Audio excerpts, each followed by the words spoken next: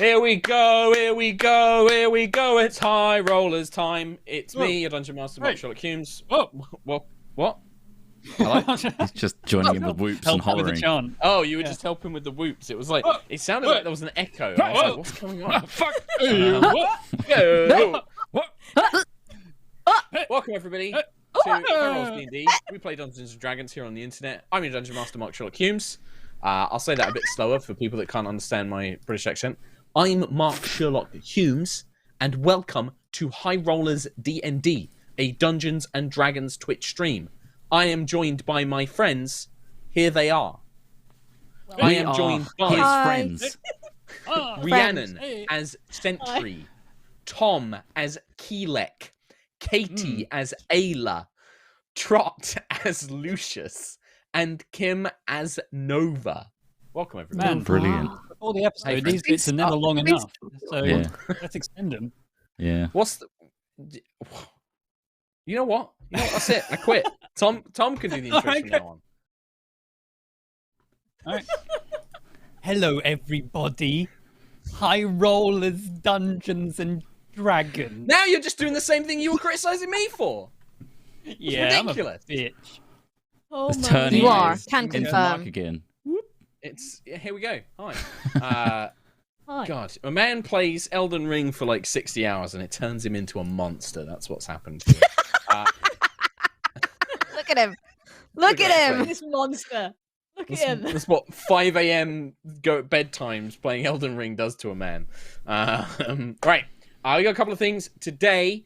No sponsors this week. It's just us. Just us and you this week. But a couple of things to go over. Firstly, Tom Hazel, the monster that he is, did just post up a brand new update about our studio to our Patreon. Not yet. If you're not subscribed to 8 our... o'clock. Not yet. 8 o'clock. 8 o'clock tonight. 8 o'clock tonight. Long update. 20 minutes long. It's a big 3 one. days. 3 days of tech updates in Tom? the studio. It's huge. Hello. How many punch cuts were there in the last part of the video? I think there's like six punch cuts. Yeah. Punch cuts. Yeah. Go to the Patreon and check out at 8 o'clock is when it's going live, so you don't get distracted from this stream. You get to check out 20 minutes of So as huge soon as tech this stream upgrades finishes, in the studio. Yeah. Go and watch that if you're a Patreon. And if you're not a Patreon, why not become one? You get to see all of our behind-the-scenes updates about the studio and also just general behind-the-scenes stuff that we do here at High Rollers. How about that? That is horrible. That is a strong aesthetic. Enjoy these things while you can. Very evil, very You're nice. good. Oh, you really ruined it. Big updates on the studio. Big updates on the studio this week. It's huge updates. so close. We are so close. It's gonna be good really good. Yeah. Please watch that Patreon video because we've done a lot of progress recently, and I'm in very it. Biggest excited. upgrade yet. Kim's in it. I think we all are, aren't we? Everybody's in it at some I'm point. in the tiny we are. bit of it, but I was inspired. Everyone's Also- invited. A big shout out. You'll get to because we've not had a video where we've introduced Laurie yet, have we? And you get to meet Laurie. Yep. He's been a huge help. Got a big shout out to Laurie. He's been a huge help in sorting out our studio. Done so much help for us. Big round AKA of applause. Electronics. Electronics. Thank you There very he much. is. And they're in Electronics chat. 101. Hey! Thank you very much, mate. We should vid Been that guy. amazing. Helped us out a ton. We will pay them as well, but just so people know, we're not just being like, hey, but come not and help fucking us out. much, though. No, not a lot. Yeah. I didn't. I don't know how to VIP him, so I banned him. I've done it. Nice. Right, me anyway. too. I double banned him. Double ban. Other thing is next week there will not be an episode of High Rollers D&D because 2 of our members are doing a goddamn music tour. Ree and Trot will both be on tour for Mr. Sam and the Dead Nuts, their band, hitting Bristol, Birmingham, Christ, Manchester, and London. Oh my god! Stop! They're hitting all of those places. There's still tickets available to go see them in Birmingham, so you get to see Trot, Ree's partner Craig, Mr. Sam, of course, of Mr. Sam and the Dead Nuts, and then 2 other dudes, some sort of losers. Nuts. I think they're like session musicians. Yeah, they're just the nuts. You can go see them. So Birmingham still has tickets available, and I think Trot said that there's very Limited small amount capacity of Manchester. Yeah, And London, yeah. yeah, Manchester, Bristol, London. don't even bother turning up. Just don't even bother. You get Max. turned away. Brimming. But yeah, that should be fun. So go and check that out. Go and absolutely check that out. I don't know what your actual band names are because I've never listened to it in my life, but you should go and Mr. check Sam out and Mr. the Sam Dead Nuts. That's it. But do you not have like individual like band names in Little Nut. We got Big Nut. We got Cardboard Nut. Craig is Nut Allergy, and we got No Nuts as Ree. Right. Okay. Oh Nice. yeah, of course. Nice. Excellent. Little Nut and No Nuts. It's There a we go. comedy classic rock band. Yes. That's Like, really glam rock. horrific. It's not. Some amazing costumes. Oh, Yeah, we I'm are. excited. We are like Motley Crue era classic rock. Lots of Go and check 'em eyeliner. Go and check them out. That'd be good. Birmingham, loads of tickets still available. If you're in the Birmingham area and you want a good fun night out, go and check out Mr. Sam and the Dead Nuts. Thank you. Manchester Yes. and London. There might Get a still be some ticket. tickets left. Go do that. Anything else to mention this week? There are Quills. still some burbs that need Ooh, new what's your homes. Burbs. We Give got the birds burbs. their home. The burbs need Not too far homes. away. We still got some quill plushies. Please go and grab them from the UK Fresh Merch store. Yes. There's none left in the US store. However, there are still some left in the UK store. And this will be the last run of them. So when the But if burbs you're have that- homes, they go. If you're desperate in the US, I mean, I know the shipping's going to cost a bomb, so why not buy a bunch of other stuff to save on your shipping, like Offset. t-shirts, ice sets, Yeah. and all of those other things? You could just buy a big ton of it and offset that shipping cost and get certainly yourself a could. burb at the same time. Just buy it from the UK store, maybe. Just saying, you could do that. Just saying. Just saying. And that's it, I think, for this week. Much to Tom's relief, I'm done. Great. In that case, let's done them. Dun-duns.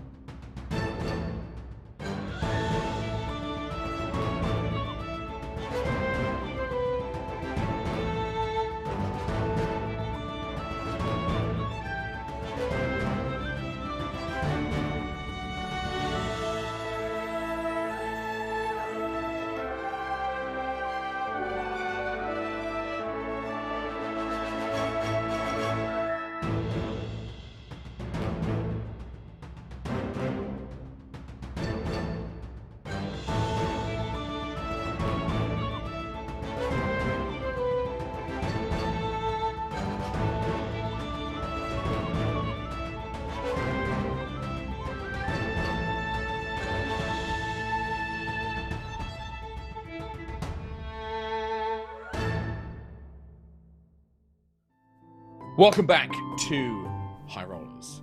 As the battle for Horizon, Zalkira's kidnapping attempt, and Callous Valkyrian's surprising aid and dramatic exit, the heroes of Aerois discussed some of the revelations and events of the battle, before taking some much-needed time to reconnect with friends and loved ones. After hearing Nova wanted to introduce Thalia to her parents, Lucius decided to invite the entire party, the crew of the Storm Chaser, and many of their closest allies along for a dinner in Gusthaven. Settling in, the moment was full of heartfelt emotions, as well as a particular misunderstanding of a certain gesture, as the party enjoyed this moment of respite. After returning to Horizon, however, Quill spoke with the mage Azaria Perel about some information Vala provided on Sarkira's simulacrum using a spell scroll of a power higher than the 9th sphere of magic.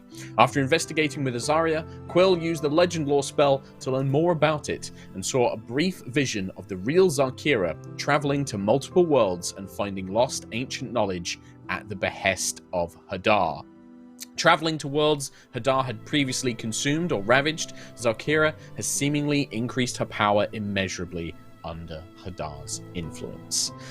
With their next steps to be decided, as Vala researches the Titan's demispheres, several weeks are going to pass. And that's where we're going to jump in with this episode, with a sort of a little bit of a little tiny jump. And I would, unless there are things that you guys have immediate questions or immediate things that you want to bring up, I was going to basically ask, what everyone's character's been up to during this period of time. I have a little suggestion. Oh, Kimbus. I was going to suggest to the group that we phone Starbane and tell him about Zarkira's stuff. Okay. Get him on the line. Just a little booty Yeah. call. Yeah, just give him a little booty Him in call. the know. No, I was going to I'll suggest. send I was going to suggest as Nova.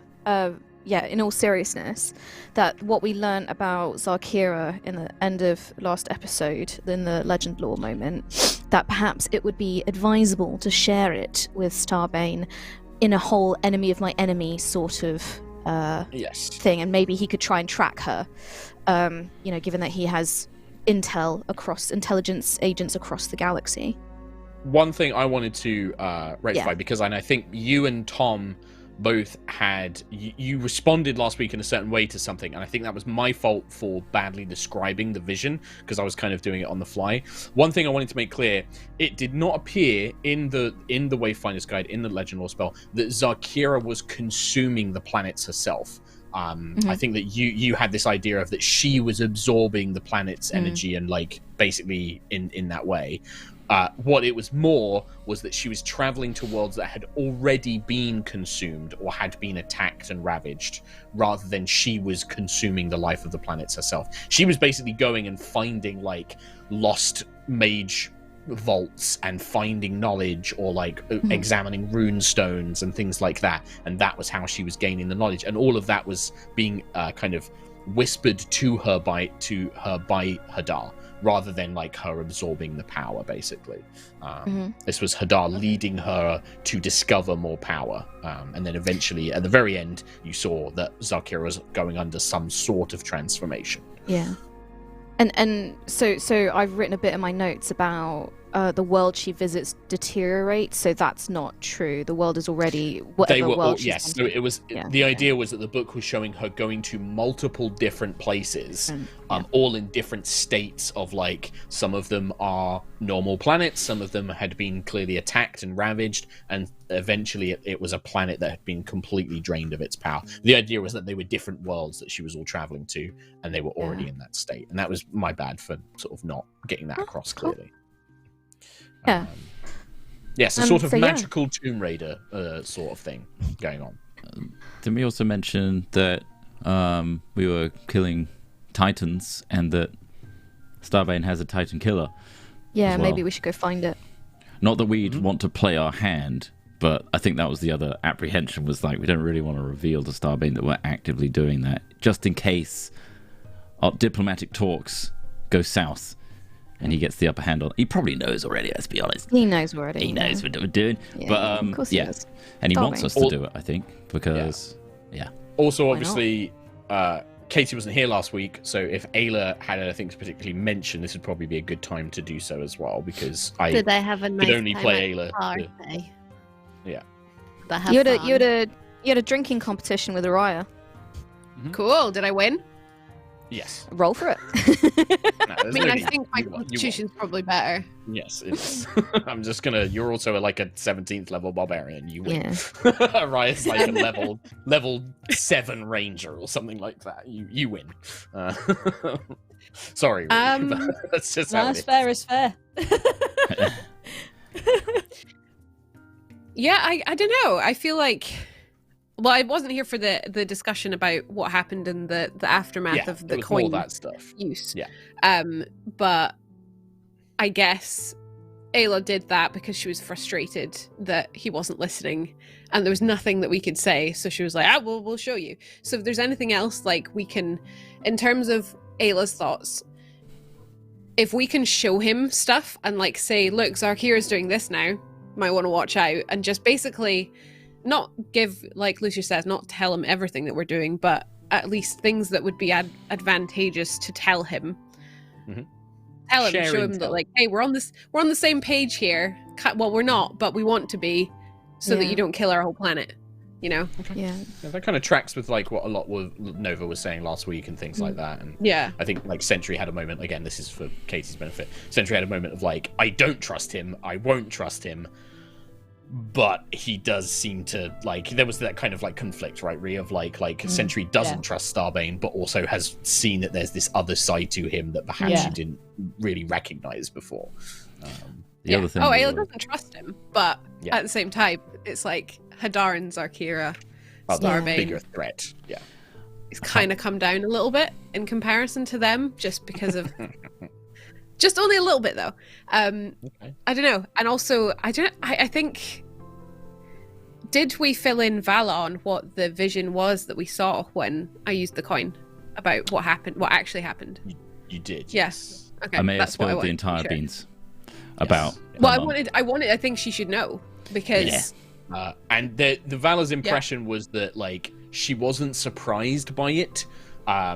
She made a comment along the lines of like, given the way that he speaks about her, I'm not surprised. Like she was kind of like, yeah, I've always found it hard to believe, having spent time with him, that he would have killed her. And so she didn't seem to be too shocked. No, but I think that if there is a chance that Vala can speak sense into him if we get to a point where we're like ready to do anything. Well, we had an interesting discussion with Vala in that she kind of not sided with Starbane, but she understands his, like, he's at the end of his tether in terms of like, this has got to be the only thing left that's going to work. And Vala understands that, but she also mentions that the Storm Chaser crew are this anomaly in all the research that Starbane's done. We're this strange anomaly that is not calculated and is uncertain, and we may still be some sort of force that could provide an alternative route. And I think we need to prove that to Starbane before he goes straight in with the whole world engine eating thing. So I think we need to prove ourselves. I think touching base, like Nova suggests, is probably the first point to do that. Maybe not reveal our hand that we're actively Titan killing right now, thanks to Vala, but just like, we understand these things about Zarkira, and you know, you got a pretty cool like way of fighting. You seem to shout everything you're saying just before you do it, so it kind of works.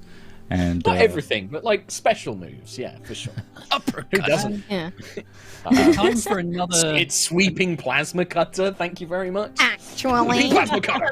But yeah, that was all Chris Trott. Lucius, however, in this whole time has fallen into a retreat, and he's refusing to speak to anyone out of pure embarrassment. Right. Oh. Because he was, it was a very rude gesture made during In front of everyone he cares about, including Prince Aradan of Gusthaven. Yep. Holy shit, he did this Who made the multiple gesture? times. Oh, you Lucius, did. Yeah. I did. Lucius was going to yeah. Nova. He was trying to get Nova's attention and doing this, To thinking it get meant her to put ring on to propose. propose To to Vala. Thalia Yeah. across the table.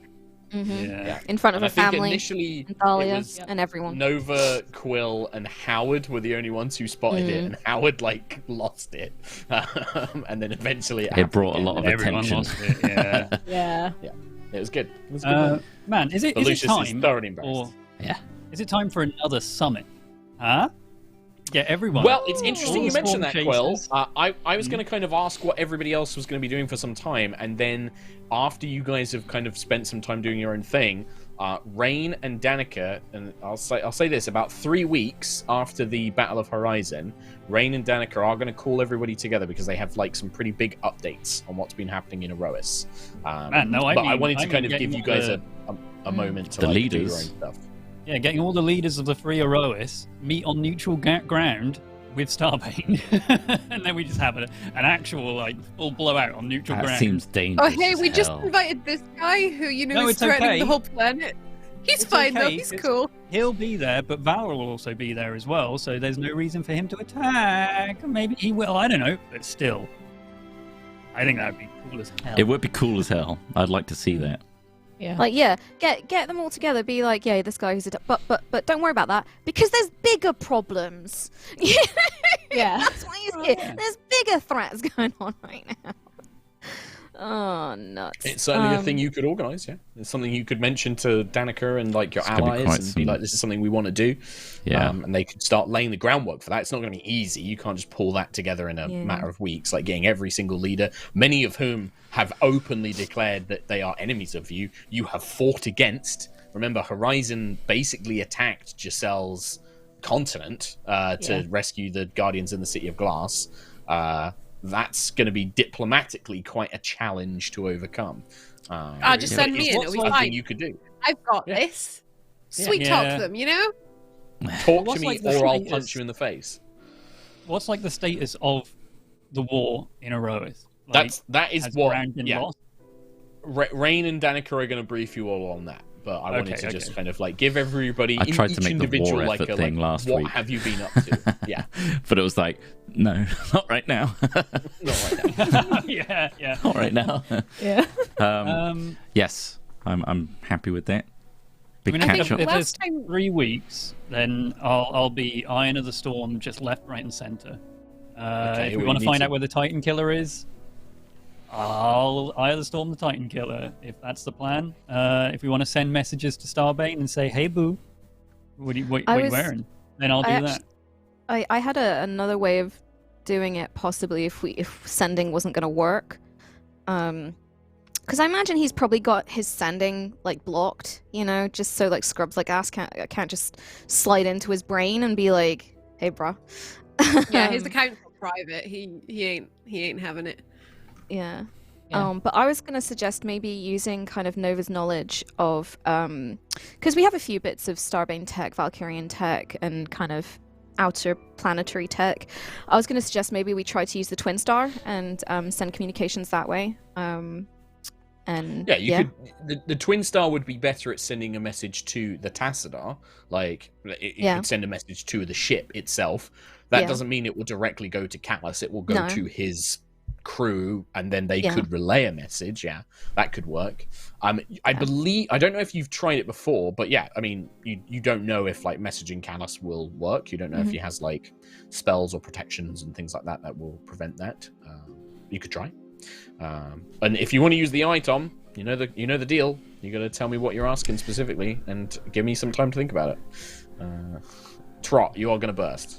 With the eye, Thomas, Yeah. Quilly. Yep. So this is Lucius speaking. No, This is Chris Trot. Lucius is nowhere to be seen for weeks. So, Eye of the Storm can technically look at future things, right? Possibilities. Possibilities. Yeah. Can we, for example, can you manifest in that possibility? Like, could As you, in, for example, knock Could I over something? explore it? Or He can't change No. it. No, he can't could you affect be? it. Could you appear in it? I could ask a question in such a way that I see myself in that vision. Like, if it's a But you can't- future in which I am there, then I would see myself in that future. I I was But he suppose. doesn't get to decide his actions in it. No. Just hoping you could lay a seed. For example, when Starbane, or if Starbane were to throw the world engine into Hadar, you would manifest and shrug and be like, "We told you so," as like a Right. Okay. Very useful. Very useful way you of do that using now. I'll say to him now, I don't want to say I told you so, and then But I 4 do. years But I will. I'll then say, told you so. If you could just do that for every potential possibility, Sure. just be there I'll for it. appear in every reality to just shrug. Unfortunately, Tom Hazel, you know that's not how it works. Unfortunately, True. I just you don't wasted, send like, 2 yourself minutes into there. the future and can therefore affect it. Fucking Chris Trott. All right. Anything? The other thing I Anybody wanted- else? Yeah. When we did the last like sort of time skip that we did, we sent a few people on different missions. So you did. it would be good if we could. I only remember a couple. I remember we did something with the Wild Elves. We sent thing name Rethra. escapes brain. Rethra Rethra. went to the Wild Elves, and Nanny Norfear did some snooping. Yep. I can tell you specifically, the Wild Elf Commandos were sent to rescue the Grand Strategist of Zefena, who had requested aid. And then, Nanny Norfear is currently basically establishing a spy network in Vortensar. Yeah. And you will definitely get updates to both of those things today. Yeah, Yay! Yeah, let's go ahead with that meeting. Unless Okay. what's Sentry Well, been I up just want to? to check in because, like, Ree, is there anything Sentry would have done in like the last couple of weeks or anything like that, or anything that you specifically would want to do I during that imagine time? she's probably been helping the soldiers rebuild Horizon, helping rebuild walls and houses and stuff, and maybe talking to them about like potential defensive weaknesses in the city and seeing if there's ways we could shore it up, make the city stronger defensively against Zarkira potential invasion.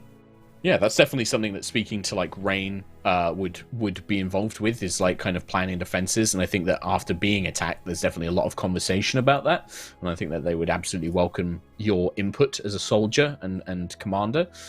In terms of the physical rebuilding, that's a lot more like the soldiers aren't really doing that. There's like laborers and masons and woodworkers to do that, but they certainly don't turn away your help. A few people probably react a little oddly to it, that you kind of just walking down carrying like limbers and like helping people rebuild things.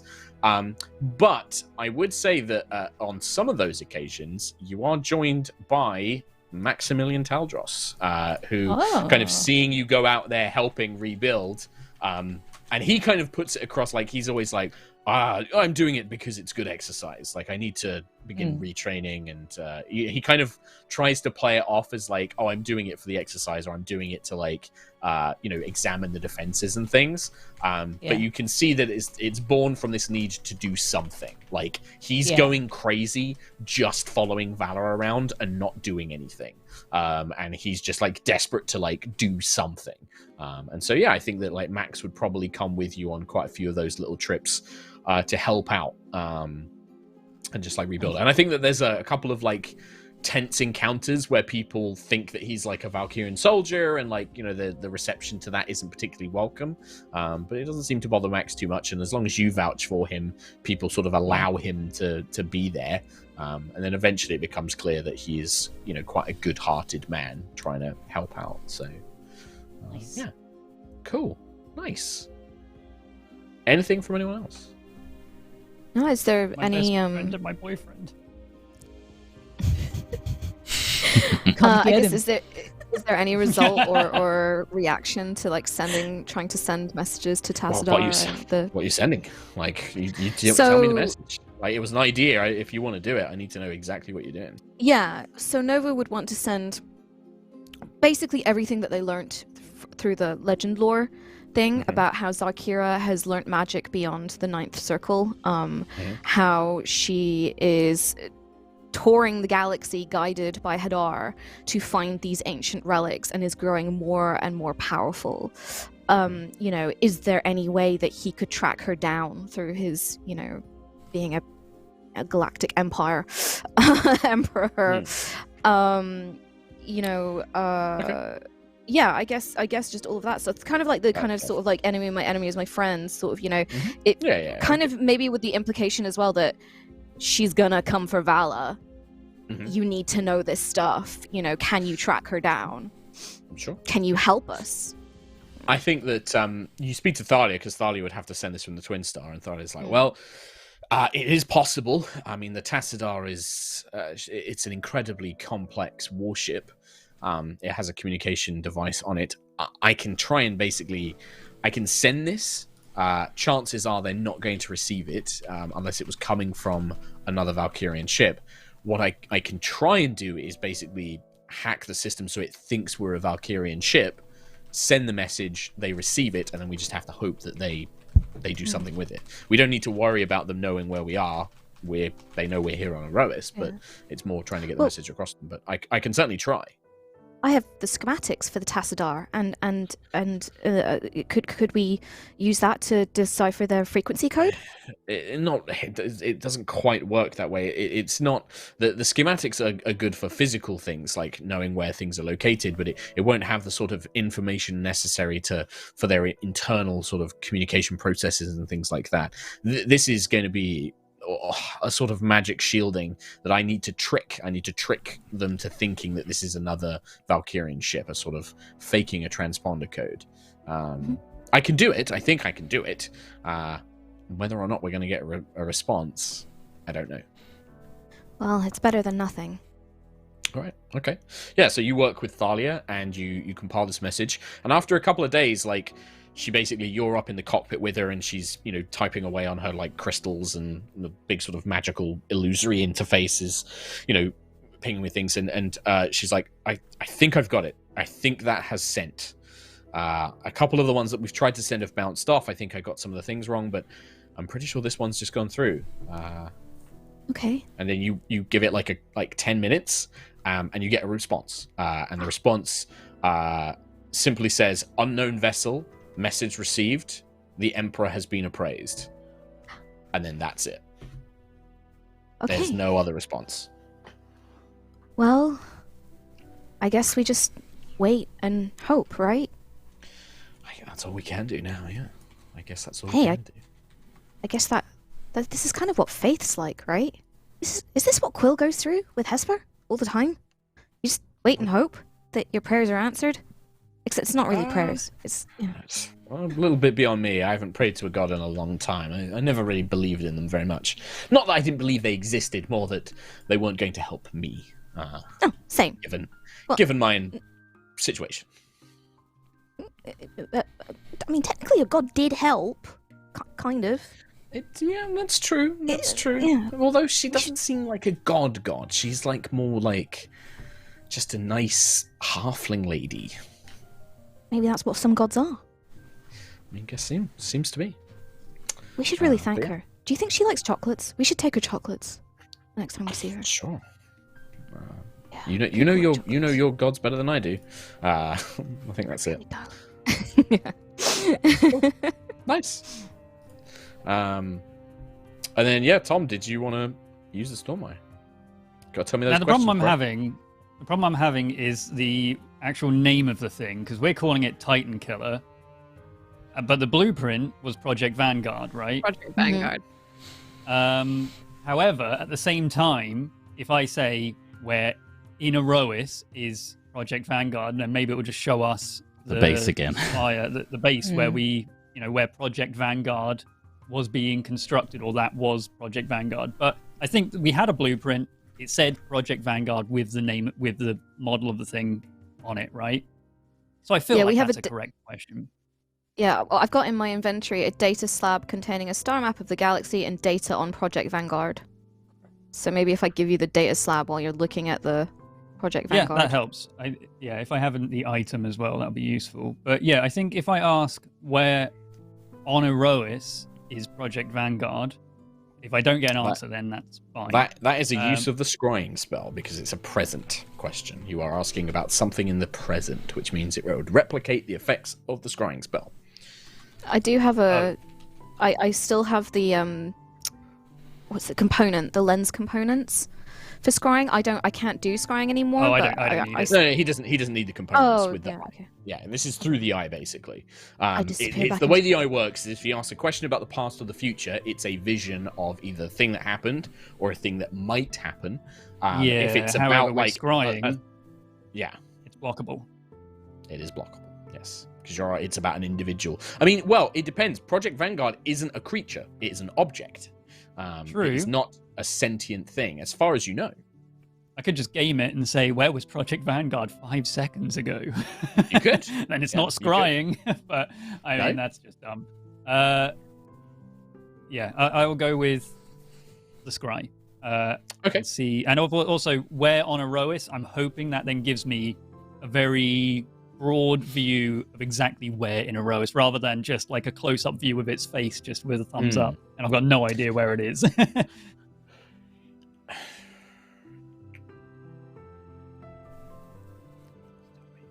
I like thinking. This Thinking is good. this is where you got to give me a minute here, because I knew this was a question you were thinking about, but I hadn't fully decided on an answer for it yet. Because also things have changed since I last thought about this. Oh. Like what? What's changed? It's combined with other Project Vanguards in kind of like a Power Ranger format, I think. Oh, it's 100% That goes of well with- Voltron, isn't it? Ooh, what He's piece of thinking of- Voltron would you be? very weird face. The I'm not cod gonna piece. She thought the same thing, but more lewd. Okay. You're the worst. What? I want to be Voltron's butt. Left butt cheek or right butt cheek? Or Both. Oh. Or Or in between. Tom Hayes, you're not going to like this answer. You're not going to like this answer. oh, The question doesn't work. You don't spend the charge. I kind of like that answer because then it gives me some scope to figure out why it didn't work. Okay. I mean, I'll communicate this with everyone. Obviously, Yeah. everyone is around for me to say like that question. Lucius isn't there, but that's fine because he's run off. Say where on Aerois is it? I said He where said, on Aerois? where on Aerois is Project is Vanguard? Project Vanguard. Try it and it without didn't work. saying where on Aerois. Where is it? Okay. Where is Project Vanguard? I don't know. That was just. That works. Ah, Oh, it's so- not planet. nice. That's good. The You know it's not on Storm-Eye Aerois. the Storm-Eye clouds, and where it was previously grey clouds, like a storm cloud, those clouds turn purple and blue and become like astral sea. And your vision pulls out.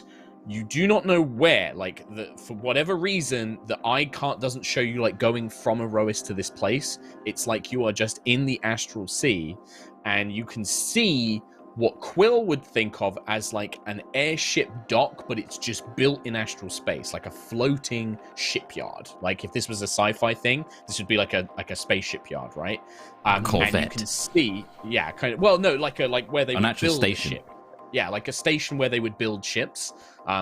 This one though is a bit smaller, and kind of rigged up to it, you see this gargantuan, enormous construct. Mech. It's a mech. Within, and it's being adapted. It's being updated, improved. Like it's continuing to be worked on, and it looks bigger than you last saw it when you used the eye. Like it looks like it is undergoing different. It looks like it's being not repurposed, but it's like being upgraded. And it's currently off thing. That you also notice next to this shipyard, there is a constructed, like a built archway gate, but like a circular portal, basically in astral space. Is it like big enough for? It is big enough Project for Project Vanguard? Vanguard. Yes. Hell. Where the heck is the other half of that gateway on Aerois? Aerois? Quill. What kind of adaptations were they making? Were there fins? Were there ports for fuel exhaustion? Was there rockets?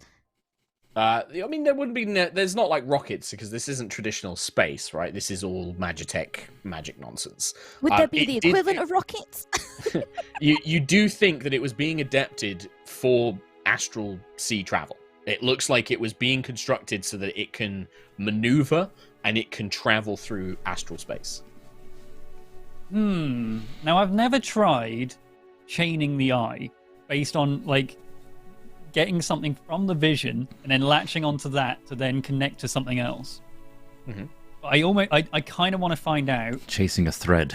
where the other end of that portal is. All right, what do you ask? What's the question? State the specifics. So, I know it is an astral gate, right? But like, how do I say, like, the astral gate I just saw, where's the other end of that? Like, it just seems like, oh man, it seems so Where does weird. that gateway connect But to? if it doesn't work, the astral gate being constructed next to Project Vanguard, where does that go? I don't know. You would see, you do get a vision. You would see that, you get flashes of all different planes across the astral sea where there are similar gates constructed. It seems to be a network of gates used to transport Valkyrian ships and vehicles and troops through. You see one on Elysium that you had seen before. You see a couple built out in astral space next to their relative planes. You see ones built in the sky above some sort of big fiery rock planet. You see all different places. Are they all constructed or like under construction? The ones you see are all, because you said that like the astral gate I saw next to Project Vanguard, you will see them as constructed. You do not see any in progress. Okay, because it has to actively connect to them right now, but in construction ones. Okay. So it's acting almost like a teleport circle rather than just like a one-to-one thing like we saw under. I would say that is your best, and which is how the archways function. The archway beneath the Bright Flame Abbey was the same way. The archway in Elysium was the same way. Stargate you've ever seen. Yeah, please just say the word Stargate, because. Astral Gate. Astral Gate. Yeah, and some of them are bigger than other ones. Like the one on Elysium was big, like you could move hundreds of troops through it, but it wasn't that big. The one next to Project Vanguard, the ones built in astral space, are big enough for Callus's Magitech ships to pass through. They are huge. God. Yeah. Could you ask? I don't know. Quill, what do you think? Could you ask the Eye what the coordinates to this gate are, or will be, when it's constructed? Or if there's one on Aerois, or one under construction on Aerois. Well, we know that there's one in Ganas, and not Ganas, Vortensar. Well, not nearly big enough for a Project Vanguard or for a Titan killer. No, but maybe we could go through. Could do. I mean, I could probably try and find out exactly where this thing is. But even then, how do we get to it? If we ask for the coordinates, we can dial in. But we need. Remember, like Vala did when we were underneath the Abbey. She dialed in, and brought Starbane to us. So if you can find the coordinates to the gate. Yeah, but in terms of D&D, it's not coordinates. It's like the actual code. It's like a runic sequence. Yeah, it's a runic sequence. Very much like teleportation circle, which you understand. You know the spell. Would you have to have a vision where you see someone dialing that in rather than just being told? I guess if I asked that question, like, what's the runic sequence? Yeah, we've done that in the past, I think. Yeah. What's the runic sequence of the astral gate next to Project Vanguard? Then that would be a vision of either the future or the past where someone dials that in, right? Yeah. If that works. What's the runic sequence of the astral gate next to Project Vanguard? Okay, yeah, you see somebody on you would see somebody on like the shipyard, like the ring next to Project Vanguard. You see a bunch of Magitech engineers programming the sequence in. This, you assume it to be the past, right? Where they're designing the system, and you see very clearly the runic sequence. The vision ends. Okay, and I'm writing it down. Okay, so right, okay. So that was my next. I wasn't going to say anything, but as you've written it down, you can write down that you have the runic sequence for the ring, the teleportation ring, or the planar ring, I think I'd call it. What does it specifically look like, Mark? Yeah. Well, the runic sequence, a series of arcane runes. Series of one by one, if you could. Nope, you're not doing that. Good luck. Nice try. You all know what these are, I just need to say that this is a runic sequence for that planar gate, and you and the audience can leave it to your imaginations what that looks We'll like. wait for the fan art. Yeah, sure. And canonize one of those. Yeah. Oh, and it's not like it's like 6 individual runes. It's like a kind of like a lines of code. Like an equation. Like it's a long string of components of a spell being cast, basically. If you want to imagine it, it's almost like a ring of runes that goes around the whole thing, and then it slowly etches in, and then it activates. Cool. My eye is now burning, by the way. Like, this is the first time I've used it. Yeah, this is like a couple of weeks, so like, but considering that you use it, like, that's like you've drained it for that day, and you've got to wait to gain the charges back and stuff like that. Yeah. All right. Anything else? I mean, we know where it is, and we know kind of where it is, and how to get to it. Kind of. So that's good. But I think that's, unless there's any other, in week 2 or week 3, if anyone wants my eye, I'm going to have to gouge out my fucking head. I'm not using it anymore. I think it would be useful to know if there was one on Aerois somewhere that we don't know about. Or being constructed. Be careful with Big that enough. because there is one being constructed in Vortensar. So Okay, one big enough for Project Vanguard. Right? well, they might have deconstructed it after they moved it through. Well, it's fine. We know the one in Astral Sea, so I'd say to ask, like, do you know, is there a complete archway on Aerois? Is there an arcane gate on Aerois big enough for Project Vanguard? Week 2, my charges have reset. Sure. The vision clouds, and you've experienced a similar sensation whenever you've asked about the future. The vision becomes hazy and weak. And you've had this before where now that Hesper has left the world and has rejoined Siaska, as Siaska is still weakened, the visions of the future are harder to predict. And it is almost as if this is a much more uncertain future. But you do see something. You see the hazy image of a floating sky city. Barren houses, barren streets. And you can see that there has been constructed at the very bottom of it one of these ring gates, but it looks too small. However, you begin to see various Valkyrian mages at work around the city, activating various devices, and you watch as the ring embedded into the bottom of the floating sky city, its individual components, lines begin to form around sections of it. These lines glow brightly with magic, and then the ring begins to expand, and you can see the mages desperately running around, checking things. They look uncertain. They look unsure if this is going to work. You can see that vast amounts of resources have been spent to build this, but as the ring, it begins to separate, and then floating as if by arcane power, the ring expands and expands and expands and expands until it's big enough. And then it rejoins. So all of these like individual like chain links, they suddenly are connected by a ring of energy that connects them all, forming a much larger planar gate. It glows with the same sequence of runes, and you begin to see the giant feet of Project Vanguard descending down towards the ocean. And that is where the vision ends.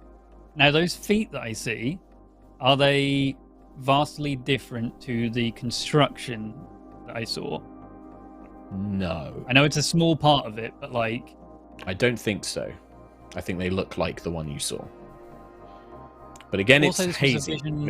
This was a vision of the future.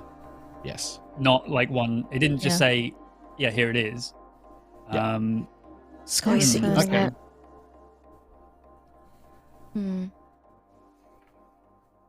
Well, it makes sense. Yeah, it makes sense that they'd adapt it off-world so that us meddling kids can't screw it up like we did on this planet. Yeah, we did get in the way a little bit. We need to find. Have out you what seen Sky this? City that is. Yeah, have you seen this floating city before? Why are you asking, Nova? Just wondering if you've seen it before. I have 100% communicated that vision that I know you're alluding to. Didn't. You didn't. You did not. I would have done in like a time gap or if something. Kim says you didn't, I am fully supporting Kim that you didn't. We were arguing at the time. She would have written this down. Yeah. We she were. would have That's the had thing. that. Oh yeah. And we were arguing. Oh, at was the this time, like, was this around the hardcore time that arguing.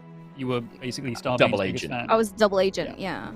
Oh, like, I would not 'cause have you- communicated anything. Yeah. To you then. So what, Yeah, what that- happened is when we were arguing and I was talking to ILS, you asked the I think something like, who is she talking to or something like that, and you saw a line go between Nova and this dead city. But you did not communicate this to anyone else. You did not. I can't remember. Kim knows it. And I'm going to I rule forgot. that because you had to have Kim explain it to you, Quill doesn't remember that. I mean, if Tom didn't remember it, Quill doesn't remember It's it. probably something in there where it's like, between all the visions I've had... a lot of I visions. just have so many visions, Stuff man. gets lost, dude. Stuff gets lost.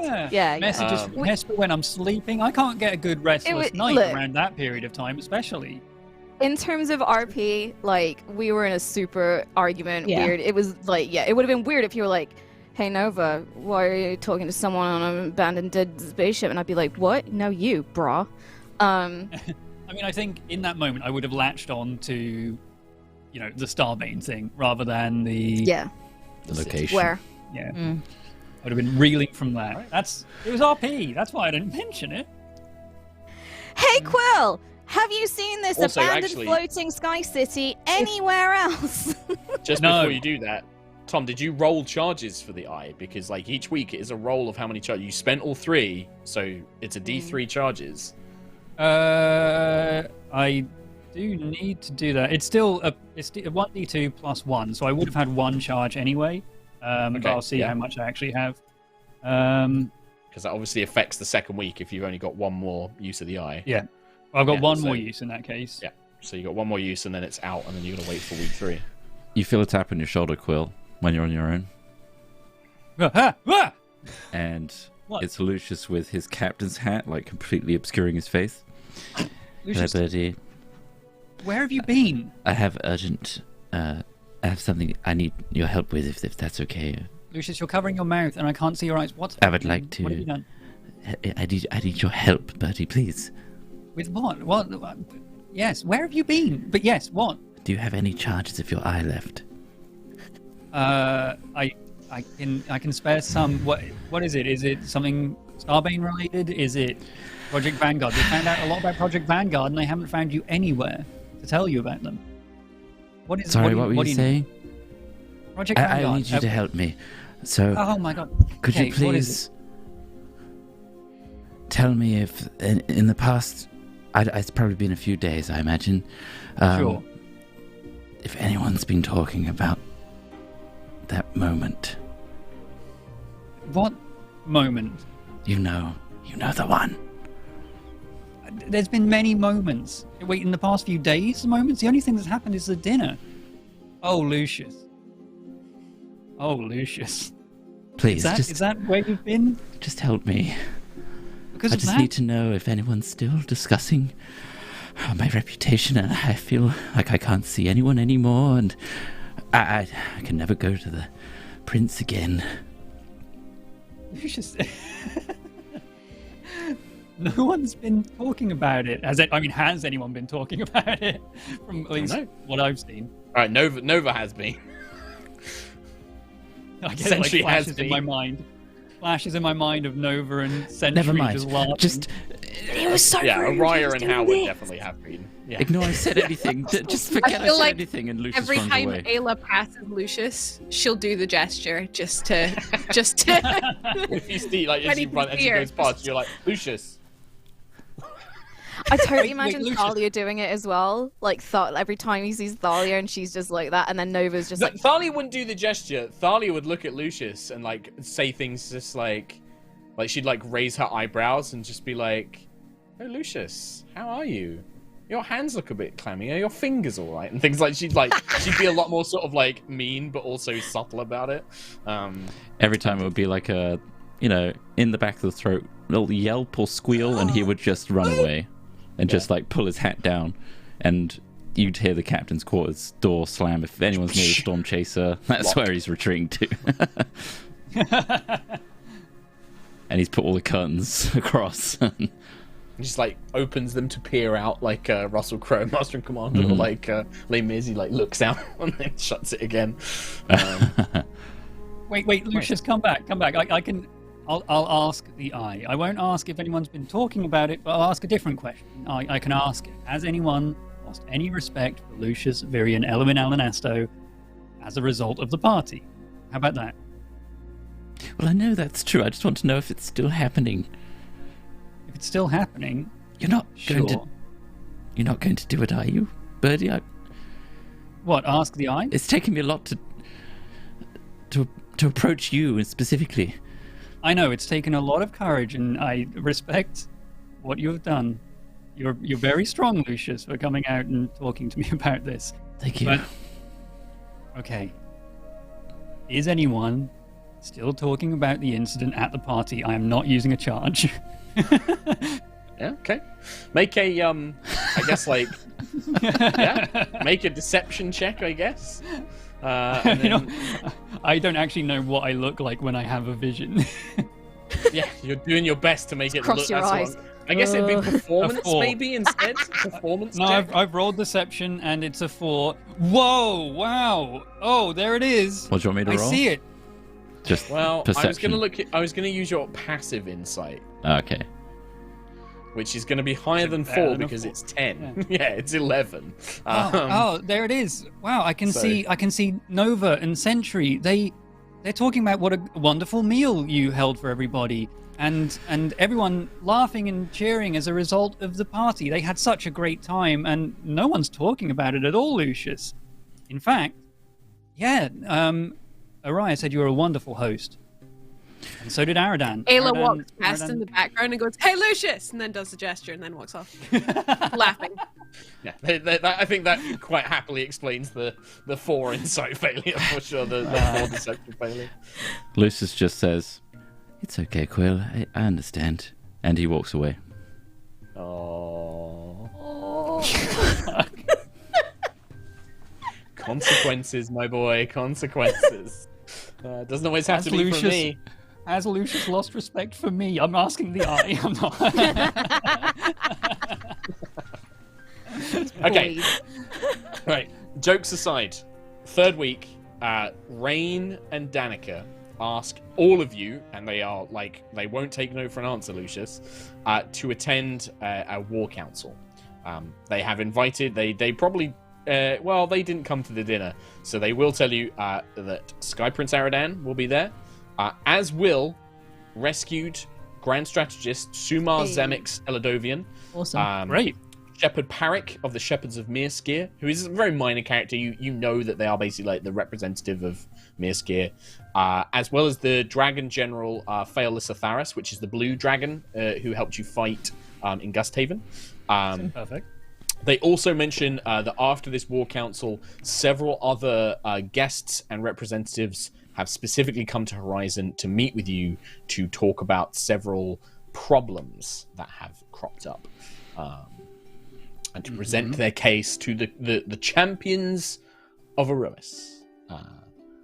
But yeah, you are all called to this war council. Obviously, you can bring, Rain and Danica says if you feel that anybody you want to bring any sort of experts or specialists, we will be discussing the Valkyrian Empire. We will be discussing movements across Aerois. We have a fair amount. We do have some other specialists of our own that will be coming in to provide reports. Danica will look at you and say, like, well, you do seem to have some sort of bizarre relationship with our great enemy, so I wouldn't be too surprised if you did, but perhaps not the best time to invite them to our private war council. Azaria? And if you did wish to bring the girl or the knight, Vala, I think, and Maximilian, they may be of value to this discussion. There may be others as well. I can send for Azaria. Yeah, how comfortable is everyone with elevating Azaria to a council position? A vested interest in magic, dangerous interest in magic at times as well. No exceptions? Wonderful. Really good to have her there. She serves her own interests. So that needs to be watched. I mean, at this point, is it worth the risk just to, in case it is a really valuable input on magical matters? She did almost side with Zarkira. But then However, she betrayed her. No, she very, very she was very vaguely... clearly trying to draw her in to then mess with And her. she's She outright also, told Quill that she doesn't like Zarkira. She thinks that Zarkira is cheating, basically. She Look, Martin doesn't want to follow in the coattails of Zarkira. She said that to me, so we don't have to worry about her and the whole Hadar thing. Maybe If she finds some other way to gain incredible amounts of power, then we have to worry. But until then, she is definitely a master of the arcane and would present some useful insight, I think. On your head, so be it. Don't say that. I almost had my head cut off not that long ago. All right. So yes, I'm seeing like 2 yeses from Century and Quill, and then it's like 2 no's from Ayla and Nova. So Lucius... No, I think she would have you benefits. think you should? So okay. Nova will I'm grudgingly. Yeah, Nova will always go with the good decision, but grudgingly, Alright. grumbling. Just shouting. All right. Well, in that case, Azara, do you want Valor and Max there, or not? Yeah? Yeah. Okay. I think Right. Vala, but I don't know if people will take kindly to Max. Fuck them. They can deal with it. I think Danica and Rain have come around on Max because he helped defend Horizon when Zarkira attacked, and he has been working with Sentry to like go out and help the people. So I think that the people of Horizon react well to him. Aradan doesn't seem to have a problem with him. Like they had dinner together, but you don't know how like the Dragonborn, like the dragons are probably not gonna like Maximilian at all. And yeah, things like the Grand Strategist and the Shepherd and stuff like that, you don't know how they're gonna react. But I will say Danica and Rain seem more comfortable than they did. At first they were very distrustful of Max, but they've kind of come around on that and they do trust him a little bit more. Bring him, party, woo! Okay. Yeah. All right. You all attend in the rebuilt war chamber at the very sort of lower levels of the Citadel of the Reborn and the secured facilities. You can see that fresh wards have been applied. There is now a constant guard patrol in the area, and yeah, it's generally been rebuilt and refurbished. Some of the iron golems that you destroyed have actually been used as new decorations of like a victory. Like they've kind of been posed as and like Horizon statues of Horizon soldiers, kind of like destroying them as a little symbol of like Horizon's victory. But yeah, Rain and Danica, along with those I mentioned, Sky Prince Aradan, the Ember Elf, Sumar Zemix Eladovian, the Grand Strategist of Zifena, Shepherd Parik, and a woman with long blue hair and a very muscular, tall form, the humanoid and horns, tail, the humanoid form of General Phaelissa Tharas, who is a blue dragon in humanoid form. You bring your own guests in. There's a couple of raised eyebrows. Azaria just glides into the room, her black funeral dress and veil sort of trailing behind her, as she just sits down as if this is exactly where she's meant to be. Vala and Maximilian kind of keep close to you guys, especially Vala. Maximilian looks around and you see the General, Phaelissa, and Max lock eyes, and there is like, you see her just like seething inside. But Danica kind of raises her hand and says, Storm Chasers, welcome, honored guests, experts, and she nods at Maximilian, Vala, and Azaria. Thank you all for joining us. We have a number of things to report. Let's take some seats. Refreshments will be brought in, but let's try and keep things civil. And she looks at the general when she says this. Everyone here is committed to stopping Callus Valkyrian and to protecting Horizon, Aerois, and our alliance. We are all friends here. Let us sit. Let us discuss our next steps. And with that, sort of everyone takes their seats. Rain stands up. Before we get into the details, there is a major development which we felt impertinent to share with you all immediately. Over the last 3 weeks, we have noticed a change in Valkyrian's forces. Ever since the attack on Horizon, Valkyrian has... They are not retreating or withdrawing, but they are not engaging our forces as they once did. They have entered a sort of defensive holding pattern. They are not yielding any ground that they have already taken, but they are not trying to take new territory. They are not spreading propaganda to new cities. They are focusing entirely on the locations that they have already gained a foothold, primarily in Gisela and Vortensar. We're making no progress. We do not have really the numbers to assault their forces, but there is clearly something going on. And I know, Storm Chasers, you mentioned that there has been some sort of internal conflict between Callus's forces. We're currently attributing this change in their tactics to that, believing that they might be trying to weed out forces in their own army, or perhaps dealing with battles outside of Aerois in the plains. But this is the most important development we've had. This means that for now, there is not much of a conflict. They have their stations. We are not in a position to take those places back, nor are we in a position to assault those places, but nor are they trying to convert more people of Aerois, nor are they trying to fight our forces or stop us. It's peculiar. Very, very peculiar. The Blue Dragon General will kind of just slam her hand on the table and say, like, you say that we don't have the forces, but if Callus is weakened, now is the perfect time for us to strike. We must strike now. We may not get another chance like this. We should be pushing to take Vortensar or Gisela back from their control. This is our one chance. If there is some sort of internal conflict, what better time than to strike now?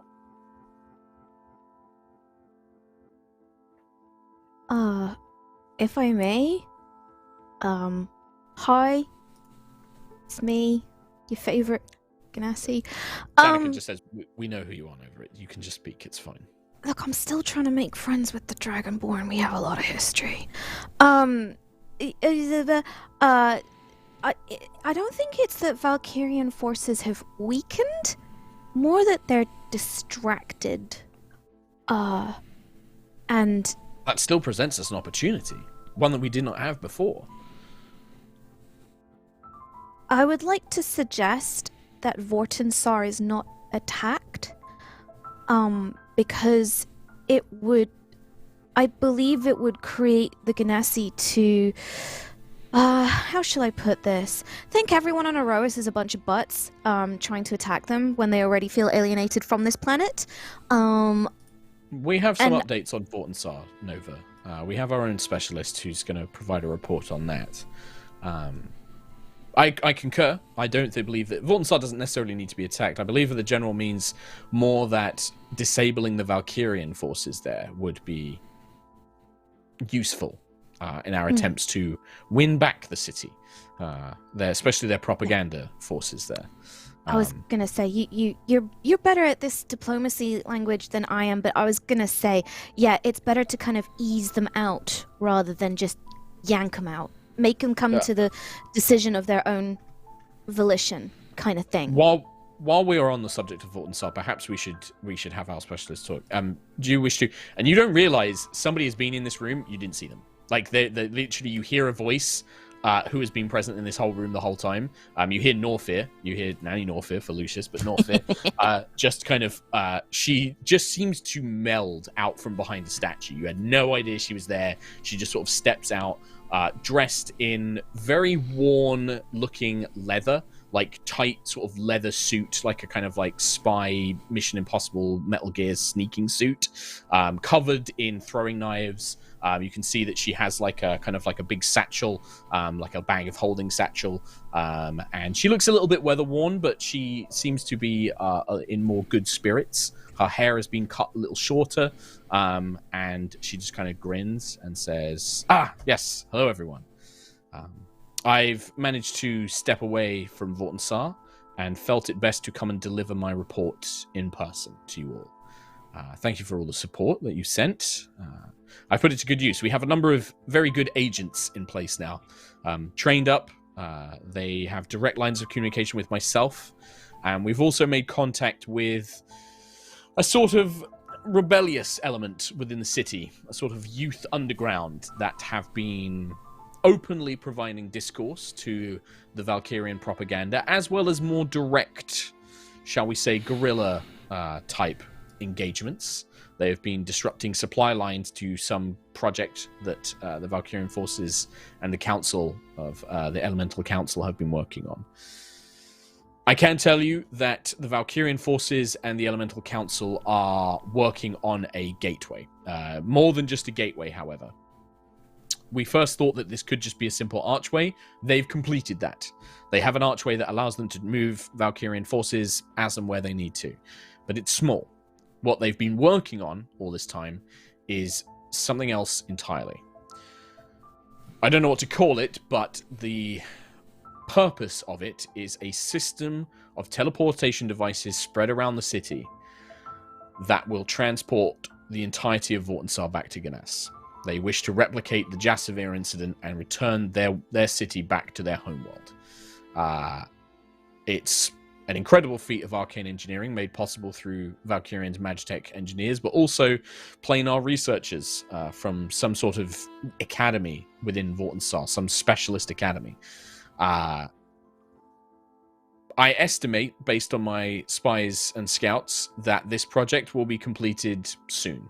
It's hard to know when. We might be talking weeks, we might be talking a few months, but that project will be ready. They won't be able to use it until the cradle is no longer in place. The cradle does still prevent planar transportation of that level, but it will function once the cradle is down. That's the bad news. The good news is that, again, I mentioned that there is a pretty strong rebellious element within the city. They are led by a young mixed Ganassi, whom I believe Nova Vija will be acquainted with. They were something of a bit of a popular icon amongst their people, a sporting individual. Please don't tell me you're talking about my idiot brother. Of course. He did mention to pass on. He did mention that I should pass on that he is well. We're doomed. And that he wishes We're well doomed. of you. We're all doomed. You are not doomed, Nova Vija. No, Your brother, Tornado, is proving to be the exact kind of leader that such an organization needs. My brother. He understands. Yes. He understands he's not the smartest. He knows his power lies in charisma and leadership. And that's what he's been bringing. Previously, this was an unorganized group, people that were all trying to get different things. Your brother kind of gives them a symbol to unite behind. And he's been a rallying call, and quite the enemy of harmony in the Council of Elders. Speaking My of brother. the Council, yes. Is it so hard to My believe? Brother. Yes. I mean, you yourself He's- are here, Nova Vija. Seems that He's your a family has moron. something... Yes. Well, he's not the sharpest tool in the shed, no. But he understands that. That's why he surrounds himself with experts. He brings in individuals to make up for the areas that he lacks. He's listening Yes. to other people Seems to and me. not calling them nerds. I mean, he does that, yes. But he what was it he said? I entrust the nerds to know what they're doing more than I do. When it comes to swinging swords or lances, that's when I can step in. But the This people is find his so courage. unfair.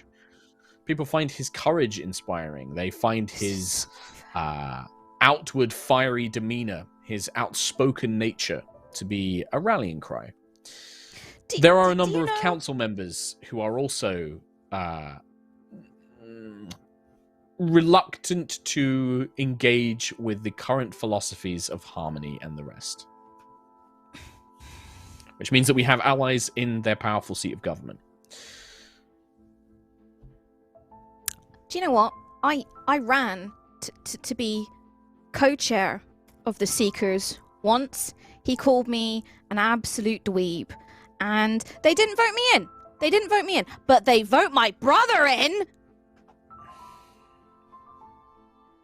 I feel like Nova's going to Family- be stuck on this point for quite some time. So if there's anything else that we can, any other news from Vortensar that Nova? Yes, I can Brother, tell be you fine. that. I can tell you that Harmony and the majority of the council leaders are still in vast control of the city. The youth rebellion movement is the rebellious movement is. They are engaging in lots of different fronts: open debate, political discourse, as well as I mentioned, more direct action. I believe that you are acquainted with this individual, Shansara, an Eladrin singer. Oh, yeah. She is currently the Empire's mouthpiece in Vortensar, and she has grown very influential. Sense. She is well liked by the people. She's well liked by the council. They have numerous. She uses music as a way of sort of celebrating the Empire, but also it is a powerful propaganda tool. Her concerts are meeting places for many like-minded individuals. She promotes the benefits of the Valkyrian Empire. She showcases various other elements of Gideon Prime and other worlds to highlight its nature. It's clever. She seems very non-threatening. She is not a warrior. She's very clearly just a musician, even though we all know otherwise. She is very clearly a savvy, magically enhanced individual. But to the people of Vortensar, she appears just to be a musician who is caring and empathic and kind-hearted. And it does a good job of selling the Imperial dream. Well, the Ganassi do appreciate their music, so they probably appreciate the words of a fellow artiste, unlike Tornado. Very much so. Do you know his real name's Cloud? Could you tell everyone that his real name is Cloud? It's not Tornado, it's Cloud. Please tell them that. Nova Vija, I have to say, I think that your brother using a pseudonym in his current position is actually advantageous. I think it would be more dangerous for people to know his real name. Trust me, do you think I did not already know? I'm very good at what I do. It's a really dweeby name, isn't it? A really dweeby name. I mean, yeah. I am not going to get involved in this family drama any further. I've had more than enough of that in my life. That is my report. If my brain could row back a bit, Jasavir experiment, that's a terrible idea. It's all going to blow up. How do they know? Did they solve the equations? Did they solve the discrepancies? Did the people of Jasavir want to come back here? Is Jasavir even... Oh, God. They imprisoned everyone from Jasavir. You're going to end up with a huge crater. The idea is not for Jasavir to return to Aerois. The idea is that Vortensar will simply return, replacing it, and likely destroying the city of Jasavir in the process. That is purely speculative on my behalf and the behalf of experts that I've been speaking with. A number of Ganassi who were involved in the creation of this city transportation system. It seems to be almost like an archway ring that we've seen before, but this one seems to have the ability to spread out to become larger in size when it is required. How do the people of Vortensar feel about this? Because I imagine the younger people don't want to go back. Something of what I've been mentioning already, Nova. There is a group of younger Ganassi who are against all of this, but they are outnumbered. They are vastly outnumbered. The vast majority of people have embraced this idea. They are excited to return to Ganas. They believe that their place is within the Valkyrian Empire, and that their coming to Aerois was a mistake. Is the current feelings of the people within Vortensar. They believe that they always should have been part of the planet and that they always should have been part of the Empire. But the younger people, the people who were born here on Aerois, obviously disagree. Like the people that were born here, but also, the people that have come to embrace the Aerosian way of life. This is huge. That is all I have to report for now, unless you wish for me to change the parameters of my mission and take more direct action against certain individuals. My job is to monitor, to help this youth rebellion movement in whatever way I can. That's what I have to report. I'll be returning to Vortensar in a few days.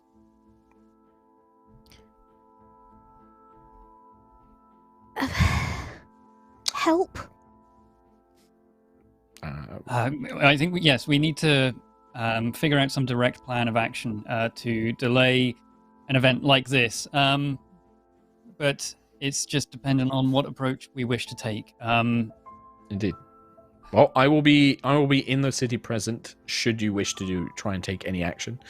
And I will obviously, myself, Tornado, and the rebellious movement will do what we can to lend you aid.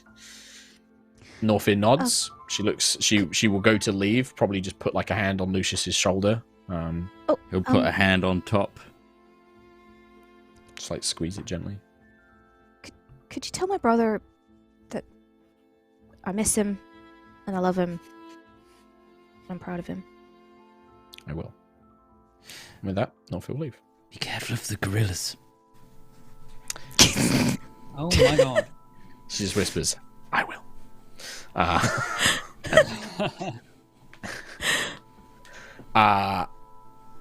So after this, Danica says, that is, with Norfir's report, this is where we stand. We need to decide what we do now. Obviously, well, there are other issues which are more for the Storm Chaser we've had. There are reports of, I believe it's connected to your work involving the Titans, the gods. That I think you should be involved with those discussions. But in terms of our alliance, this is where we currently stand. Well, we have some updates regarding the Valkyrian. Well, probably an explanation for the Valkyrians' current stance in this war, as well as some updates on Project Vanguard, the Titan killer that we have presented to you before. Following our conflict with Zarkira and, in some degree, Starbane himself, we presented him with information, the driving force behind our entire team, the reason that he cannot take the approach to defeating Hadar that he has always had. We believe we actually managed to find a way to show him the vision that I had, and that may be a massive factor in the reason the forces have shifted in their stance. Do you think that? So you think Callus believes you? You think that Callus, is this him stepping down? Is this him accepting that he was wrong, or is this what else? I think he's faltered. Alongside that, and his second in command, Brookstoning him, betraying him, and fluttering onto the other side. Unfortunately, Hadar's side. I think that has definitely put him on a step back. However, attacking his forces, I don't think, is the approach. As you said, we don't have the numbers to do it ourselves, and if they are already in a defensive position, to not relinquish the land that they have gained, I think that may be a suicide mission, frankly. The Grand Strategist will raise a hand and say, "May I, Master Keelik?" Yes, please. Thank you. First of all, thank you for my timely rescue from my own lands. I wish to bring up something you mentioned. I do not believe that Emperor Valkyrian, I do not believe he is capable of faltering. I don't believe that whatever you have shown him, he has seen, would cause him to order his forces to halt in this manner. This must be a very deliberate act. There are two possibilities that I see. The first is that whatever you have shown him has convinced him that his actions here on Aerois are perhaps either not honorable or they are not productive. They are not going to accomplish what he wants. The other, and as a military strategist, he has decided to bolster his forces in preparation of one final push.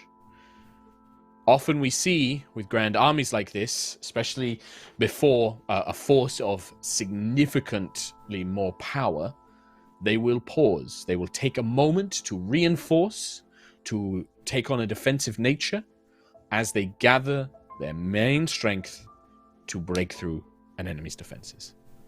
It is a very common strategy. These are the two options I see. Callus is a military strategist as much as myself. He is very knowledgeable of the art of war. I would imagine that this falls into two categories. Now, I do not know the nature of whatever it is you have shown him. I do not know. You know more of him as a person, perhaps. You have had more encounters with him. Purely as a military strategist, from what we are seeing and what you have said, I believe that those are two potential pathways. In that case, that leads us... I concur. Leads us to Project Vanguard then. You mentioned the expanding arcane gates able to transport larger structures through them. I had a vision of such a thing allowing transport for Project Vanguard, which is no longer on Aerois. It is being upgraded, constructed in the Astral Sea. If there are expanding gates on Vortensar, then they are, or even additional constructions of these arcane gates across Aerois, then maybe this defensive stance does make sense. They are allowing themselves to bring in numerous forces from across the Astral Sea into Aerois. But the Project Vanguard, they intend to bring it to Aerois through a large arcane gate, one that may or may not be constructed yet, but requires a huge amount of resources. Just a question of where. It's a. I mean, I could describe the city, but that I saw. Do you? I'll try to. From the vision that I got, the abandoned houses and whatever else. Aradan responds. Which just pulls his hat down. I know the city, Keelik. I know the one that you're speaking of. That is it's Cassatoris. It's a tragedy amongst the Sky Cities, where Gusthaven has always been very fortunate. We worked with our people to develop Gusthaven, to build it. When we were first lifted into the sky, we overcame the challenges that came with that, being able to locate and source food, population control.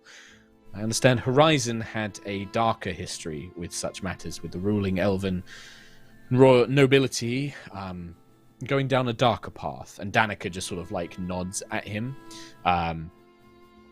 Cassatoris, well, none of us really know what happened. We only know the result. Whatever took place there, everyone died. Whether it was because they could not get food, because they turned on each other, because they were driven mad, we sadly will never know, but it's sort of an urban legend. We know it exists.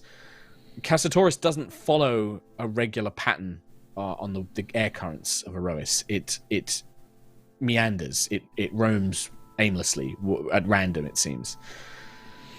It was... I mean, I was told stories that it was filled with ghosts and spectres and wraiths, the haunted spirits of those who died there in madness and suffering. It could have been, perhaps Callus has cleared it out of these creatures, perhaps they were never there to begin with, but it would prove it would be a dark reflection of Horizon itself. A grand sky city full of resources and tools and materials, but with not a living soul within it. Well, in the vision, I saw this place crowded with Valkyrian mages and magitechnicians and all of these people working on this expanding astral gate with the ability to, I mean, if this Sky City can float anywhere outside of its routine path, then, I mean, this will drop Project Vanguard, I guess, wherever Cassatoris is. It's just, how do we track this unknown Sky City down? That's the hard thing. It drifts randomly and it moves quickly as well. Unlike Gusthaven, which is quite slow, which allows people to plot its course, to prepare for its arrival, Cassatoris, it floats up much higher into the atmosphere and it's exceptionally fast. Even if we were to have a report of somebody spotting it, it could be days, and by then it could be miles from that location. It may be possible with magic to track it, but I don't believe that anybody's ever really tried. I mean, the stories that have been told about it, this was a very dark, haunted place. And even if Valkyrian has managed to exorcise it of those creatures, if it's now swarming with Valkyrian troops, it won't be easy to assault. Especially not for us. We don't have the level of magitech that the Sky Cities do. Even the dragons, and I mean no offense, General, but even yourselves against a city full of magitech cannons, you would be shot down. You would be destroyed. If we had your crystalline ships, it might be different. It would give us a defensive way to assault the city. But and the General just sort of, she nods and says, "Sadly, the great dragons are still sleeping within the ships. We still cannot rouse them. We cannot move them." And I do concur. If a Sky City was outfitted with Valkyrian's weapons, even a flight of dragons would be hard-pressed to attack it in an assault.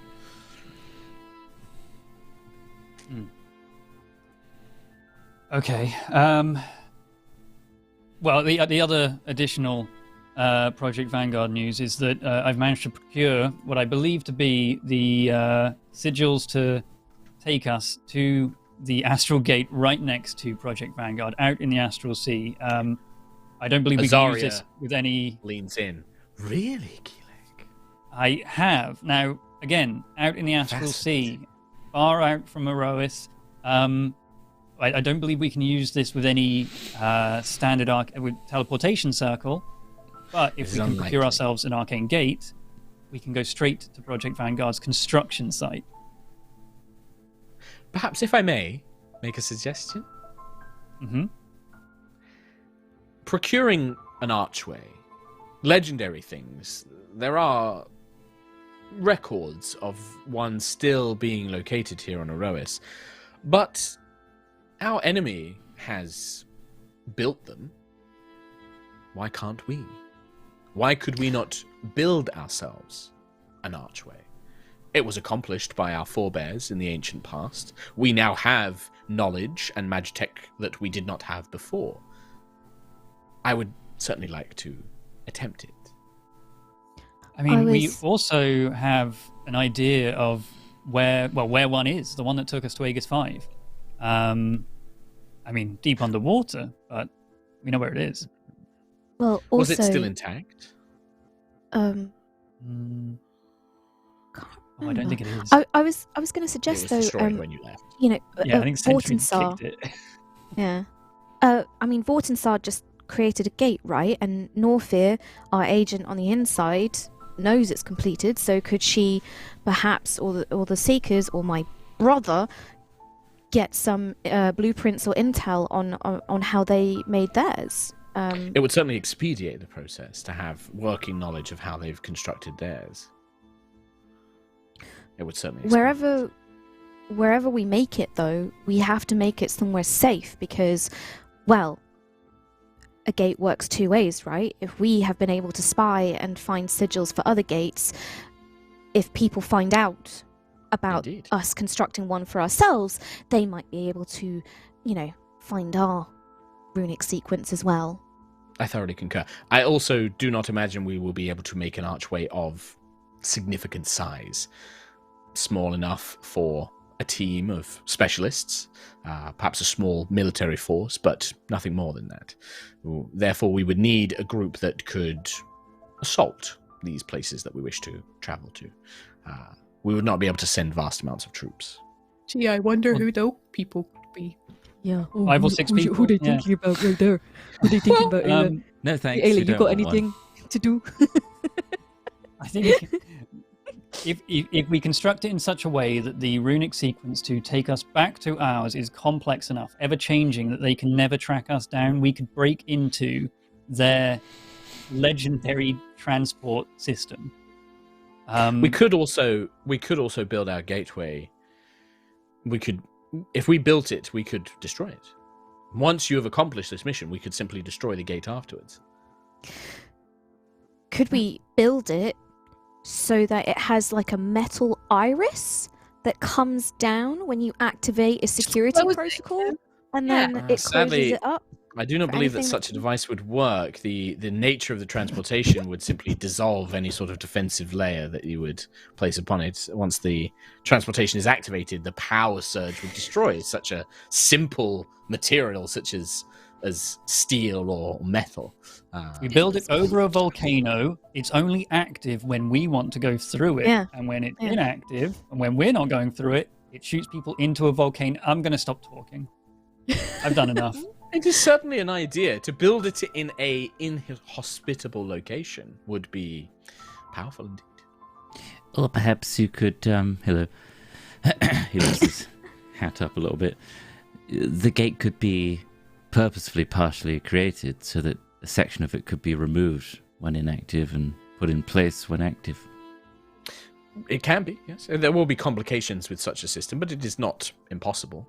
I imagine that the reason that our enemies have not done that themselves is there are probably technical limitations. However, I would like to see if I can exceed those limitations that they have. It may take me some time, and I may require some things to be procured, but it is an option. If we cannot find an archway, let us build one. Whatever is possible for our enemies is possible for us. Yeah. Danica will clap her hands and say, well, I think that we should take a moment here, a moment of respite. But also, thank you, Alliance members. There are still some other matters to discuss. I feel that they are for the Storm Chasers primarily, as they concern another matter they've been looking into and are perhaps more about the safety of other lands rather than any of our own. We will speak with that in a moment, but let us take a brief moment of respite. Let us gather our minds and take a moment to rest. And with that, we're going to take a break. Nice. We make a real break. Man, real that was worth it. Got Cassatorus. Yeah. We're potentially constructing our own Archgate. It's going losing well. Vortensar. Perfect. Swings and roundabouts. You get the Found my fucking brother. Leader of the Youth Resistance in Vortensar. He's doing pretty He's well a for himself. moron! Hey, if you didn't have a brother, that would have been period. Well, yeah, because morons have never been in positions of power and authority before. That's definitely the way the world works. It's the smart people in charge, not the charismatic He ones. is handsome, yeah. He's very charismatic and handsome. That's how it works. Mm-hmm. Idiot. Nice. But cool. we're going to take a break. And when we come back, I got some more NPCs for you to talk to. Oh, yeah. NPC time. Do you think I was done giving you problems today? No, I'm into it. I love so problems. many problems to solve. Talking of problems, here's Tom. Slow transition. Wow. Not a fan of that segue. Hey, hi, it's me. Right. Problem. Quick, 5-minute break. We have some donations to read out. We had a few from before today. We had one from Viking Fungus with no message. Thank you very much. Crafty Hobbit 66.67. Recurring, of course. Dollary dues. Thank you. Mahusive thanks to all of you. I'm back in Vodland, desperately trying to catch up again. You're the perfect podcast to listen to whilst up in the Welsh mountains. You make my imagination run wild. Thanks again. Love you all. Amazing. Thank you very much. Cloud Engine donated a full-ass hundo. This was yesterday. And they say, loving all the intrigue happening lately with Callus and Zarkira and the Starspawn. Woo! So excited for battles to come in this tier 4 leg of the campaign. And for the fat clouds that Tom Vapesel will keep ripping. I don't want to be Tom Vapesel. Surprisingly clear skies from Seattle. Amazing. Thank you very much, Cloud Engine. This is today now. Baron Von Lutz. Clear skies. Unfortunately, got to be a VOD Goblin today as I'm running a Planescape-inspired campaign in which the players are mercenaries sent on jobs throughout the multiverse with the home base being Sigil. I wish everyone blessings of Siaska. # blessed. Thank you very much, Baron Von Lux. That sounds cool as hell. Freya has donated a full-ass hundo, and they say, hi, high rollers. I've been catching up since September last year, and now I'm finally live. I wanted to say you guys have made each day a little easier. Whenever I need an escape, you are the place I go to listen. Love you guys. Thank you, Freya. Very generous donation. WeGomo has donated with, I started D&D when I first caught you guys during the countdown to Aerois days. D&D got me through a lot, and I only have you guys to thank. So decided to give you a bit of what I could to say thank you to all of you. Long-term VOD squatter. Thank you very much. Scuba Dude with $20 dues. Hey all. I just wanted to share the fact that after a magical gacha giving my armor the powers of Sentinel Shield, which results in a +5 bonus to passive perception, along with expertise, I have finally surpassed Quill with a passive perception of 30. No, you have. You have. You have. I've got 27. Son of a bitch. Son of a bitch. Well, I want what you've got. I want that. I want that. Amazing. Well done. You see the future. Gas Aardvark with a half hundo says, "Hey everyone, thank you for all the wonderful D&D vids, especially the Curse of Strahd. Now that I have my first ever playthrough, it has cheered me up while I'm trying to see my daughter. Thanks to everyone. Y'all are awesome. Hunter." Thank you very much, Gas Aardvark. Very generous donation as well. Grandmaster DJ or Grindmaster DJ. Tumble Timble. Quilly forgot to invite his mum/family to the festivities. It's been a while since they've spoken, especially considering he can magically send messages over any distance. Just something to think about. Tumble, she's And that's the end of the message. There is another one from Grandmaster DJ that says, "I had another spell clash / Pokemon adventure dream last night, and I should definitely clarify, Tom, when I said you were the rival, I meant in the way that How and Hop were rivals." Oh, what? Like a Hop rival? Not like a Gary? Oh, come on. You definitely weren't Blue or Gary, not a chance. Son of a bitch. Lol, get wrecked, scrub. What the fuck? You're not Gary Oak. You don't have his girth. Oh my god.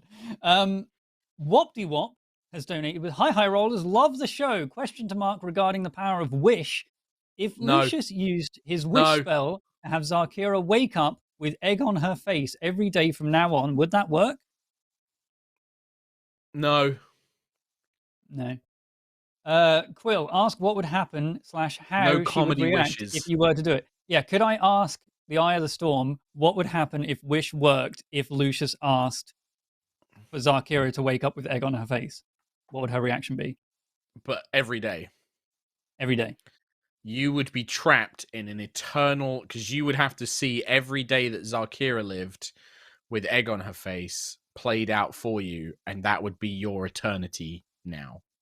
You would just be there, like, wait, deaf that can and dumb happen? to the world. Maybe. It pissed me off. You ask me dumb fucking shit questions, maybe that happens. I didn't ask it. This was a Wopty Wop question. Yeah, well, there you go. There you go, Wopty Wop. Quill is now in an eternal vision, trapped in his own mind and eye.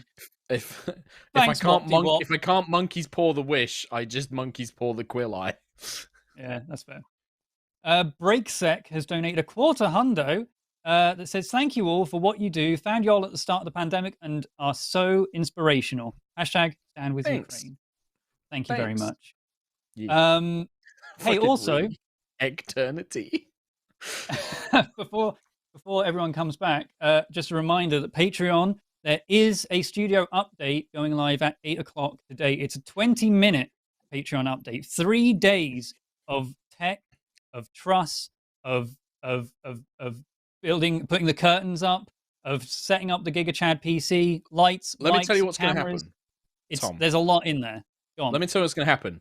We're going to finish this episode, right? And as we're finishing this break, you're going to go to the High Rollers Patreon. You're going to become a Patreon. And then as soon as this episode finishes, you're going to immediately open a new tab, go to that brand new Patreon that you just joined, and you're going to watch that video straight after this episode ends, because that's an extra 20 minutes of High Rollers fun. That's what's going to go down.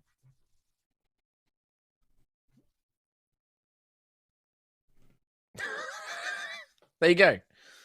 Whoa, 860 patrons. Wowee. You could be one of those. Come and join. Come join and then get the exclusive behind the scenes. What if you got us to 1,000 patrons, guys? Just what if, right? That like would be 144 patrons. That's crazy. Wow. That would be pretty sweet. And of course, those that have been with us since the fundraiser, you'll be put into the epic book. I don't know if you mentioned that already. They're in if you're a patron during December. Yes, by the end of December. We have the list already locked in place. We got the book. Look at all these posts that you could be accessing. A lot of them are videos that Tom has edited and put together of seeing our studio come together. How exciting. And when the studio is finished, Patreon's probably going to be one of those places where, like, if me and Tom and Trot and Kim play a board game, we might just put that just to Patreon, right? Like, it might be that we, like, make stuff that we don't think is good to go on the channel, or, like, maybe we think is going to be too boring. It's not good enough for the channel, but it's good enough for you Patreon morons. Yeah, well, patrons exclusive just want everything. Exclusive. exclusive. So stuff like that, or like, you know, I'm one of the things I would like to do with the new studio is I have so many unpainted D&D minis, and just having like sessions where like, you know, Ree or like Just Scott bring can someone come in, and just do a we little just sit there and paint, chat. and that goes on Yeah. Patreon, right? Like that's the kind of thing I would like to do, because man, I got so many fucking D&D minis I got to I'd be down. paint. Like, it's just I got so many, because I've got all my Warhammer shit, and then I got all the D&D shit. I gotta paint it all, and I don't have time. Nice. So that's the kind of stuff you might get on Patreon. Tom's back. Everyone's back. Everyone's eating. Da, da, da, Everyone's got the snack. da, da, I had da, a da. cookie. Cookie. Nice. Good. We all good? We all ready for some more talking to NPCs? Oh, yeah. Hell yeah, my favorite thing. I can't It tell if sounded you're sarcastic. sarcastic. It wasn't. It is. I love it. If I didn't like talking to NPCs, I shouldn't be playing this game. That's true. Wait, no, you shouldn't be playing this game with me. You can probably play with somebody else who's just like combat. Whereas I'm like, no, this week it's an NPC.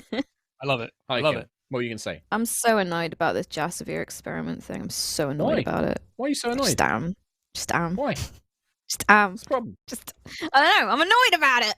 But doesn't it make sense? Isn't it like a It logical does. thing? It That makes try and do? perfect sense. It's a great ethical and moral dilemma. It's like Doesn't scary. it tie into It's the all whole that. law that I gave you at the very beginning of the campaign? But I I'm mean, annoyed about it. The consequences of giving a 4-page backstory to your character. 10. Mark's going to use it. 10 pages. Yeah. This is pages now you're gonna 4 to now you're gonna 5. have to go to Vortensar, and you're gonna have to, you know, stop this thing, and then all of Kim's detailed analysis of the city of Vortensar can come into play. Let it happen. It'll be fine. Anyway, so to refresh, and again, if you guys have anything you want to say, especially folks who haven't had a chance to talk a lot yet, because it's been a lot of like Quill using Stormeye and stuff like that, do just jump in.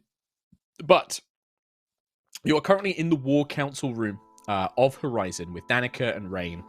The other delegates, shall we say, have left, as you have been updated on the status of this conflict with Chaos Valkyrian, the status of the city of Vortensar, the Ganassi city, and lots of other things. Danica and Rain basically have let you know that there are a few people here who are specifically here to kind of speak to you guys and them about problems that are occurring on Aerois that they think you are the only ones that can help. Right, this is the problem with being the Avengers. You know, people are going to come. Oh, through with no. their fucking problems. So the first people is the Danica says, let us bring in the first set of individuals. We have Baron Sovrano of Porto Sovrano, as well as Baroness Erin Coralsong of the Triton people beneath the sea. And they are led in, and yeah, you have actually met Erin Coralsong before. She is the Triton who helped you with all of the portal underneath when you went to Aegis 5, was investigating we mentioned some that. mutated Tritons who had been corrupted by Zarkira, it seemed, and lots of other stuff going on. Baron Sovrano, you've heard the name because you went to Porto Sovrano, where you spent some time before being whisked away. The Baron is literally like the kind of like the free pirate who kind of made the city and has, you know, one of the various people that controls the area. They are half elf. They wear an incredibly flamboyant hat, big sort of pirate captain's hat, very much like Lucius's. They are wearing sort of a leopard print sort of coat. Of like it, you know, they look like Richard O'Brien from the Crystal Maze. Lots of sashes, a big cravat, big tall boots, and they look a little bit at odds with the Baroness, who is this beautiful Triton, kind of like mermaid lady, dressed in sort of like a mixture of silks, but also like seashells and netting and all this kind of stuff. And they both enter. Being escorted by guards, and the Baroness kind of gives you a very court bow, and the Baron Sovrano, just kind of claps his hands and looks and says, these must be the storm chasers that I've heard so much about. Pleasure to finally make your acquaintance, heroes. I hear that you enjoyed the splendors of my city for a time, and I heard that you helped out my favorite winemaking nuns as well. That certainly puts you in my good books, helping the ones who give me my wine. I don't remember. Did we also go to... Was the like the fighting ring that Sentry destroyed? Devil's Was that Dance. also? Yep, that was in Oh, Porto sorry. Sovrano. Yep, Devil's Dance. That was it. That was Yeah. it as well. Yeah, the Baron kind of like nods his head, and the Baroness says like, Storm Chasers, I believe. I think that you were using the ship at that time, but it's wonderful to see you again. I'm sorry that it has taken so long. There have been, as far as I've heard, the legends of your tales and your exploits. You have been very busy, but it is wonderful to see you again. They both nod their head, and Danica says, "You mentioned a problem to discuss with the Storm Chasers. Please feel free to speak freely here." And they sort of nod at each other. Baron Sovrano will say, "There are some issues that need to be addressed, and I have done the best I can, and it has become apparent that these same problems are affecting the Tritons, the people under the sea, of whom we have had perhaps a strained relationship, but now we find ourselves allies in circumstance. About 4 days ago, Volcanos, the large volcano of the Hawksdawn archipelago, became exceptionally active. It sometimes becomes quite active, it kicks up a bit of a fuss, makes some noise. Never like this. It has been spewing lava, ash, for days. What's more is other volcanoes that we thought were dormant have become active in the archipelago as well. We are seeing... I should allow the Baroness to speak on this, and Erin will step forward and say, along with these volcanoes on the surface, there have been great vents of underwater pressure, geysers of hot water and steam emerging into our currents, killing off wildlife, disrupting the flow of the currents around it, and generally causing problems. And then there is the matter of the gemstone dwarves, and she looks at the Baron. It seems that we've both seen these creatures. They look like dwarven women, made entirely of gemstones, diamond, ruby, emerald, walking around as if they were real creatures. They explore Solvin ruins. We've seen them exploring Solvin ruins built into the cliffs, and apparently the Baroness has seen them on the bottom of the ocean, attending to ruins down there as well. Sometimes they are dismantling them, sometimes it looks like they're exploring them. We don't know what they're doing, but when they appeared was when these volcanoes and the vents, the underwater vents, began as well. There's also been seismic activity, earthquakes, shaking the town, causing tidal waves. They're getting worse. Whatever it is happening, it is increasing in frequency, and I genuinely have begun to fear. I am not normally a man to be afeared of anything. I like to believe that my people are capable of weathering any storm, that we can overcome anything, but if this continues, we may have to leave the archipelago. I don't know if there's anything we can do. If the ash continues to spew, if these earthquakes continue, it will destroy what settlements are in the Hawksdawn. And Erin will step forward and say, my father and I, we have also come to this conclusion. The ruins of Solvin in particular, they're unlivable. Like these events, the size of the earthquakes, the currents, it's all changing dramatically. And if it continues for too much longer, we may need to abandon it. And I don't know what that means for the rest of Aerois. Do you have any indication of where this external influence might be located, so we have an idea of what we might be dealing with? It's all over the archipelago. The only thing we've seen are these gemstone dwarfs. It's the only correlation that I can find. When these dwarves arrived, the volcanoes became active, the vents, the earthquakes, all of that was at the same time. But has anyone tried to speak to the weird little shiny dude? I've sent people to go and speak to them, but they are either ignored or, well, you've got to remember, a lot of my military are ex-pirates. There have been some altercations, and my men were destroyed completely. I can't claim it in any other word. Either magically sent away, banished, or teleported away, or they were attacked. They had to flee with their lives. They're powerful. Whatever these gemstone dwarves are, they're strong. They're powerful. And they didn't respond. Not immediately. Like, if you just try and speak to them, they won't let us interfere with their work. We tried to speak to them, but they simply either ignore us, or if we try and stop them digging into the Solvin ruins or the mountains, that's when they turn aggressive. They will warn us. They will tell us not to interfere. They mentioned something. What was it that they said, Erin? You mentioned this on the way over. we have spoken to them. We've managed to have brief conversation. They simply state that they are on an important mission for the Forge Mistress. And that is all we know. Right, okay. But we do know that they are very, very interested in anything to do with Solvin. One of them has tried...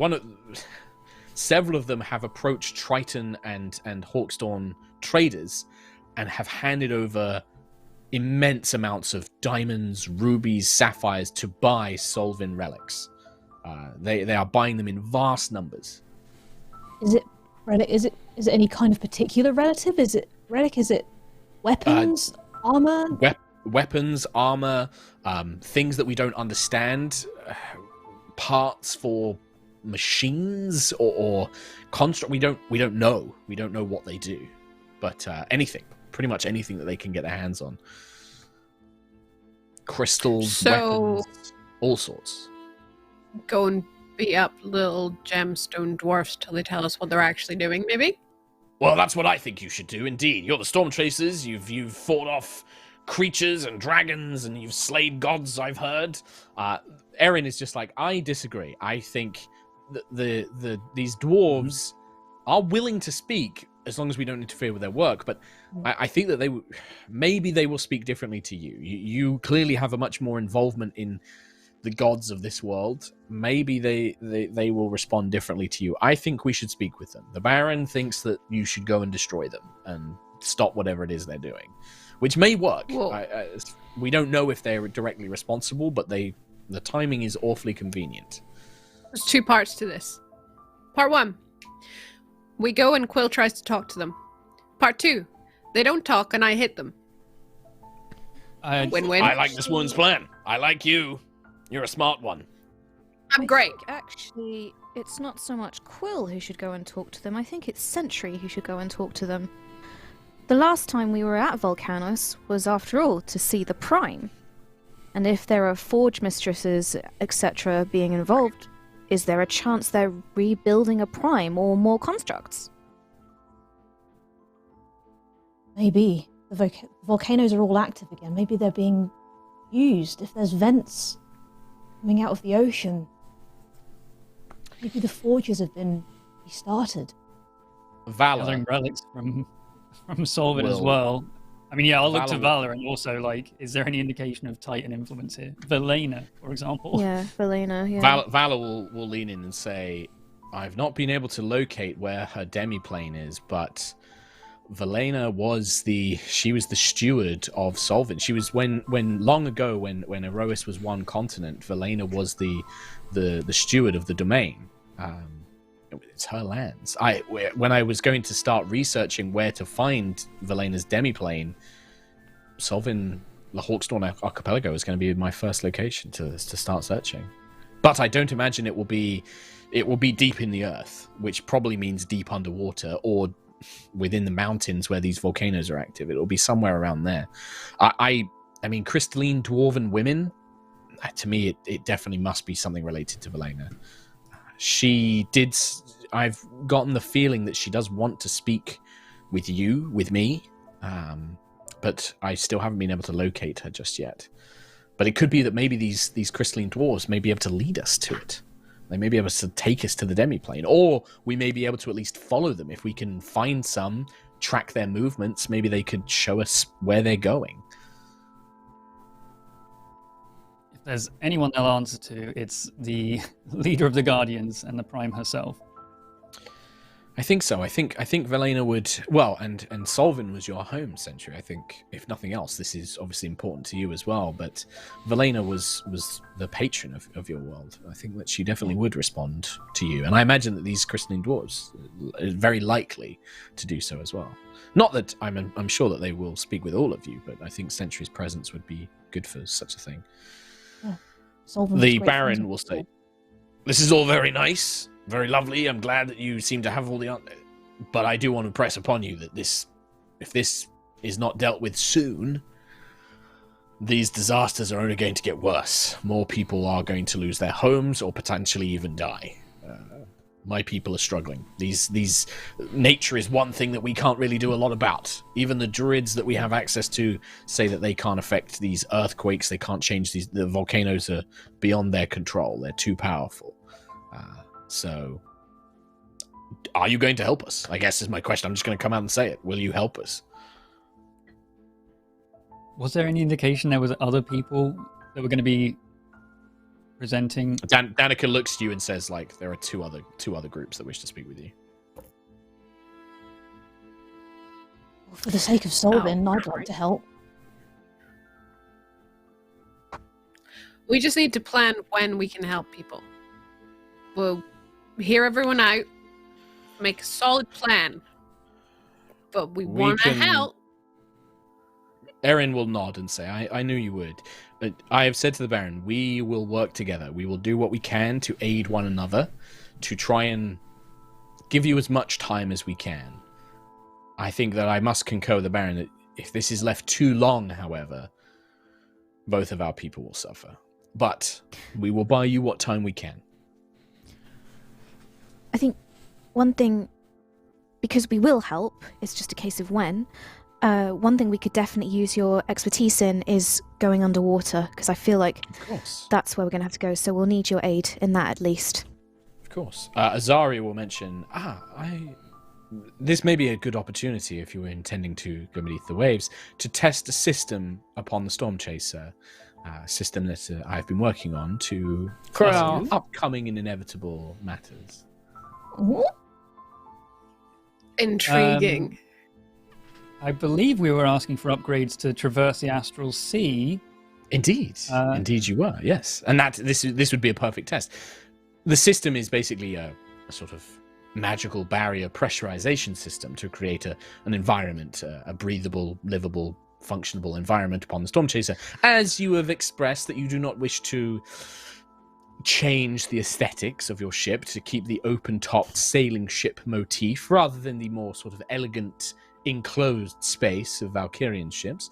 This is the system I've come up with. Underwater would be a perfect opportunity for you to test such a system. Test it in the Erosion Sea. Understood. I mean, that would certainly help. If we can kill two birds with one stone, three birds. Actually, I hate that phrase. If we can solve three problems, then we may be able to recover the astral gate. Knock three nails with the same hammer? That'd have to be a big hammer. Ayla certainly could. Look at the size of that thing. More than three. Three? Oh, come on. More than three. Very well. Sure. Erin and the Baron will turn around and say, well, thank you for your time.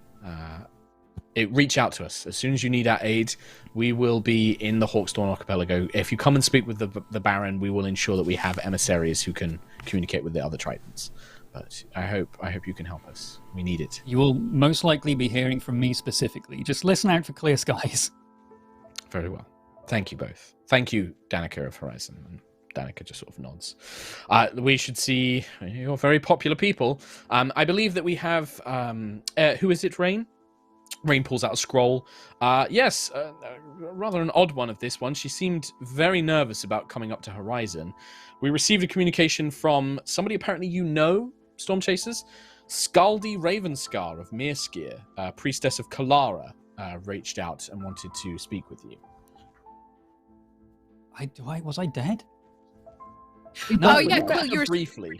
Super, yeah. You were mostly dead. It was there when I died, I think. She led us to the tower where I died. You were there before, because you were there when you were doing Sentry. Sentry, however... Super dead. No, because Sentry met Scaldi after she was raised, but you were still dead. You got the other half of the story. Yeah. You got the beginning, I got the end. Yeah. There is a bit of a middle where things got a little bit messy, but... Yeah. Well, let's bring her in. Did she still have that giant creature with her? Yes! I think she's left it in the stables, but yes, it is here. Yes, we'll call her in. The door's open, and Scorb is still alive! Still alive. In mount now. Scaldi enters, same as she was, sort of looking, dressed in the vestments of a priestess of Kalara, but looking worn and tired. and she sort of comes in. She bows her head. Storm Chasers, it's good to see you all again, and and she kind of like looks like almost on the verge of tears, and it's just like, I'm sorry to come with you with these problems, but something terrible has happened, and I believe that you may now be one of the few to help with this. I've come to understand that you are seeking something with the gods of Aerois. There's been talk that you helped Zephyr overcome a madness or some such. Yes, well... I'm not going to say good things. Well, whatever it is, if you help the people and Zephyr herself, over the last few months, Kalara has slowly been stopping. She no longer answers prayers, and she's stopped giving power to her priests and priestesses. I've spoken with a few others in Mirskir who have spoken to others in other parts of Aerois, and this has been happening for months, slowly losing their power. But also, there is a group of knights, the Order of the Blackened Rose. They were once the most loyal of Kalara's followers.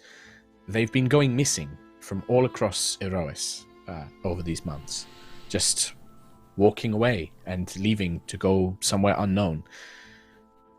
Recently, these knights have returned, but they are changed. They are pale and grey-faced, and they wield necromantic power that they did not have before. They've been attacking places, delivering swift executions and killings to any living that they can find. When local forces have killed them, they turn to dust and reappear somewhere else to continue this.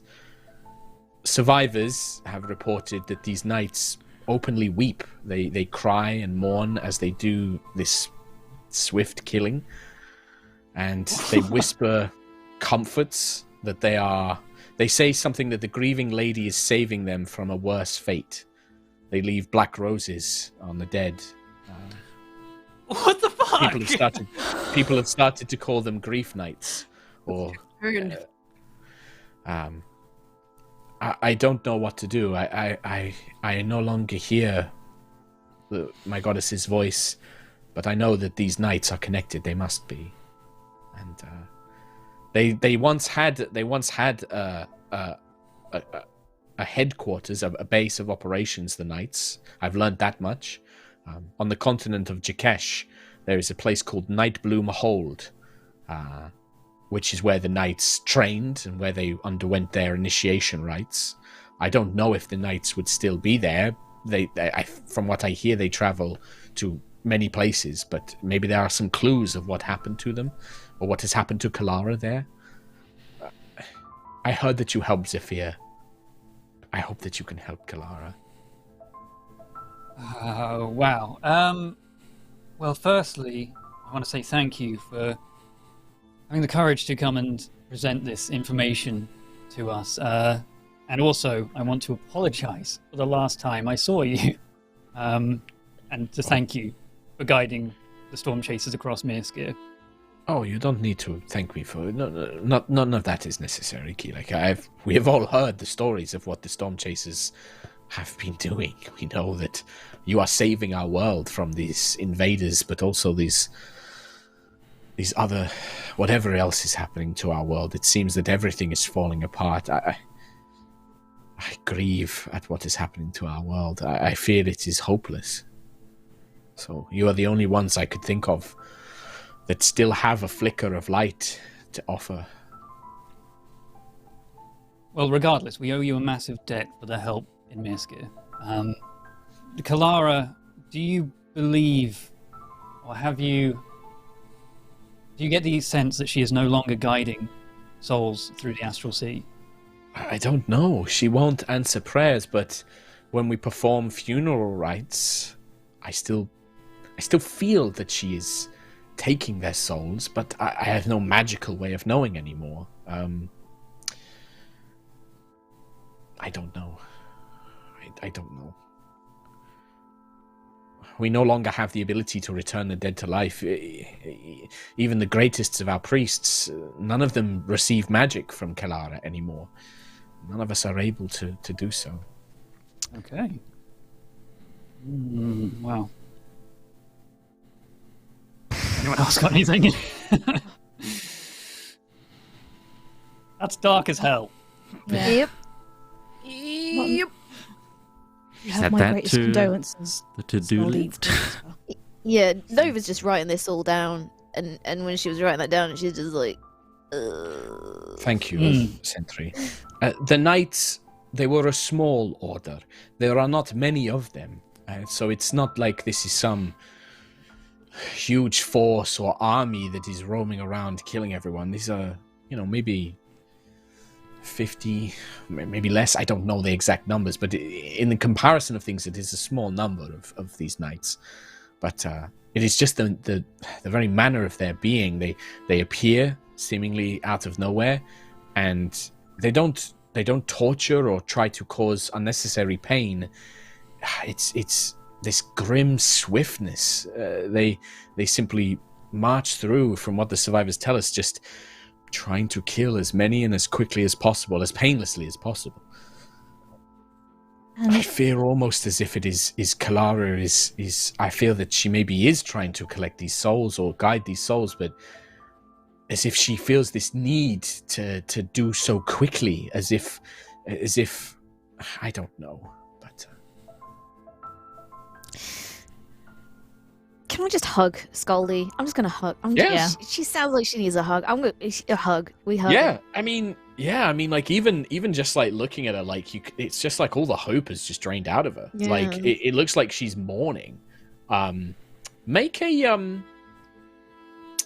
insight checks. No, well, you can make an insight check, or you could make a religion or arcana check. Oh, I'll do Arcana. Son of a... I could do religion. Plus Oh, actually, 12, I got a plus 9. 14. Ah, I got a plus Cool. 9 and I got a 12. Pretty poopy. Anyone else? Or just these two nerds?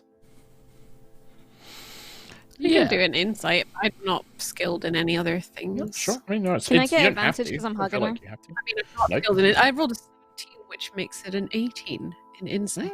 Because I have a Okay. plus 1. Lucius gets a 20. 18 on center. Okay, so the two most magical know nothing. And then like Yeah, the three... apparently. Well, no, maybe not most magical. Lucius is pretty magical. So I think Quill and Nova, it's probably more like you guys just feel incredibly sympathetic to Scaldy, Yeah. and you don't pick up on this stuff. Ayla, you remember fighting alongside Scaldy. This doesn't seem right. Like you just get the impression that like this is more than just her feeling sad. Like there's something else at work here. Like it's like not, you don't know if it's a spell or something like that, but it's not, you don't think that the warrior, sort of like the warrior who helped you fight through the Night Eye would react in this way. She would have more of a fight in her, right? Sentry and Lucius, and I think Lucius, this is like maybe like a lingering effect of your vision. You can see the colors, Scaldy's colors, like her clothing, her skin, her hair, all of it's been like drained, as if something is pulling life from her, as if something is pulling this connection away. And Sentry, you feel it more as you go to hug her. You get this sense that like there's like a thread connected to Scaldy, and it's pulling light and hope away from her. It's it's like sucking out her energy and her hope and everything else, right? Like, and you get that this is a supernatural thing, not just magic. This isn't like a spell. This is like her divine connection. You and Lucius can tell that her divine connection to her goddess Kalara, the Titan Kalara, is responsible for her just hopelessness. Like it's like whatever is happening to Kalara is happening to Scaldy as well, in some smaller way.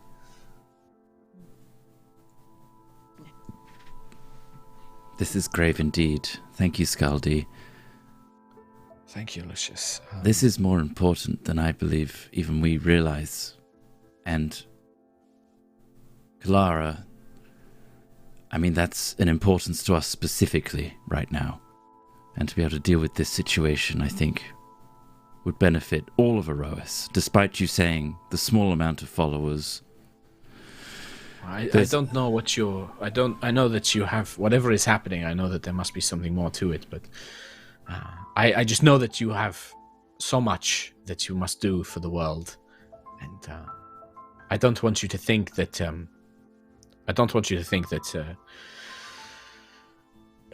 there is an immediate danger. It is sad and it is tragic, but this is a small handful of individuals.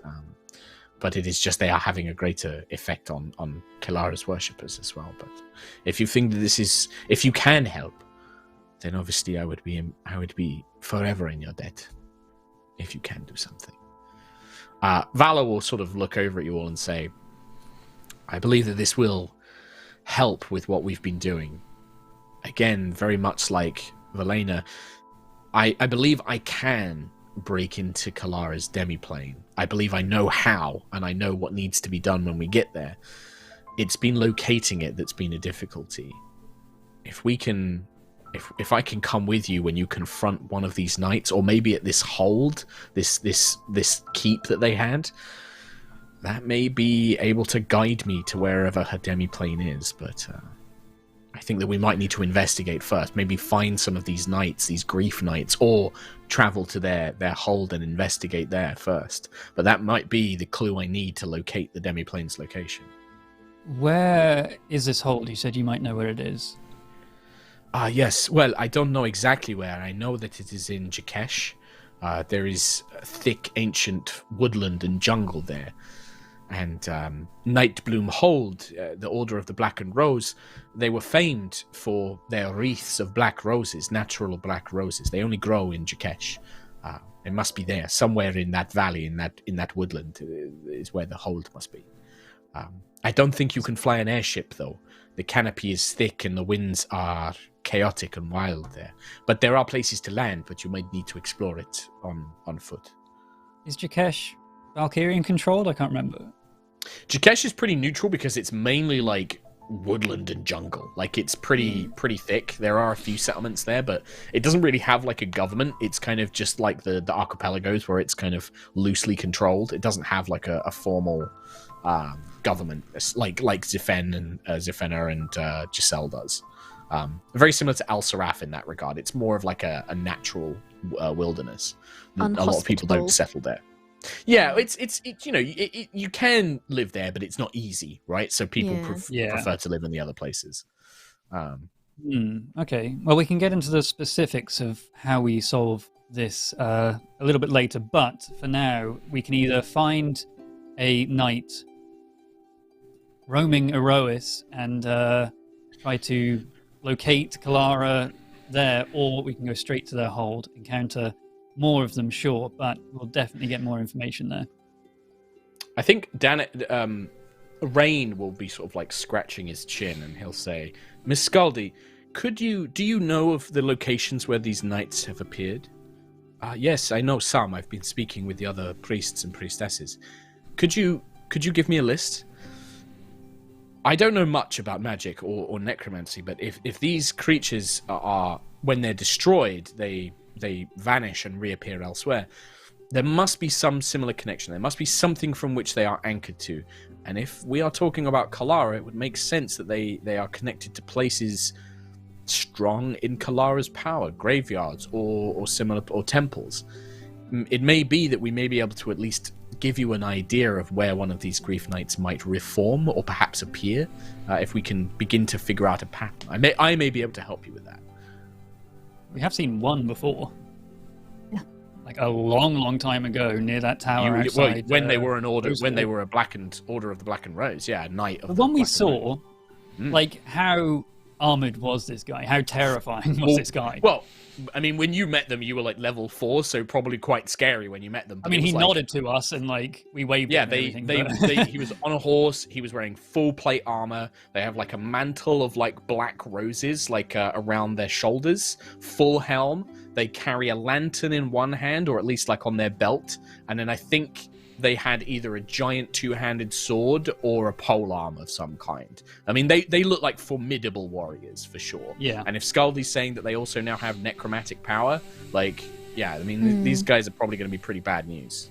Also, on abilities a not too warhorse as well. dissimilar, not too dissimilar to what we fought in the Feywild. The woods, From the sounds of things. Yeah, Similar, the maybe. riders. Yeah. Maybe.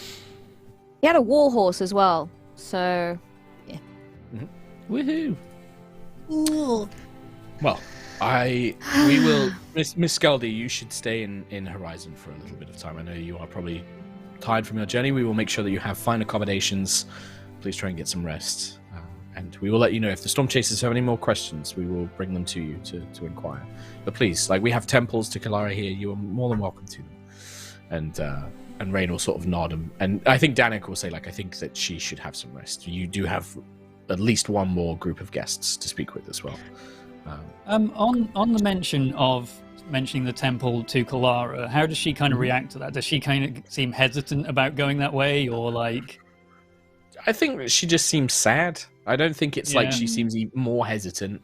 I think it's just like anywhere. It's almost like she just feels a bit hopeless and like, you know, like everything's futile. Like, you know, strongly depressed. You know, like just like feelings of pointlessness. Like, you know. So yeah. But yeah, Scaldy, unless you have any more questions specifically for her, you can always come and ask her later as well. But to move things along, Danica will kind of see her escorted out. And then your last guests will arrive. Danica will say, Rain will say, presenting Warrengard Sanalongiers and the wild elf Morgaine Frostblessed here on matters of Alsarath. And Sana, who you recognize, Borrowfolk, tall bunny woman, will enter alongside a very, very almost white-skinned elf with white and blue hair, who you've met before. She was at the meeting, the summit. Ayla knows as well. This is Morgaine Frostblessed, who is another chosen, like very similar to Ayla. She has the power of frost storms. And they enter. Morgaine just sort of like sits in a chair, puts her feet up on the table immediately. Sana kind of like looks at her, kind of like makes a face, and then turns and says, "It's good to see you all again, my friends. Fortunately, not here on good news. Things are kicking off. Oh, about no. No pun intended. Yeah. Mm-hmm. Do you want to speak?" And then the wild elf is like, shrugs, "No, I'm not very good at it. You tell them." All right, I'll tell you. Yeah, we got one of those. I'm improving. You definitely look the part now. Still, Atelicus. I believe that the Warren Keeper and many of the others mentioned to you before that there was a matter of concern with Atelicus and some of the tribes. He's making a move. There have been other members of the Beastfolk families, the ones who have sided with Atelicus, who have bought into Atelicus's belief that the weak need to be culled in order for Aerois to survive. Okay. They've been spreading this message. They've been going around telling people that the time is drawing close, and yeah, Atelicus has decided to start.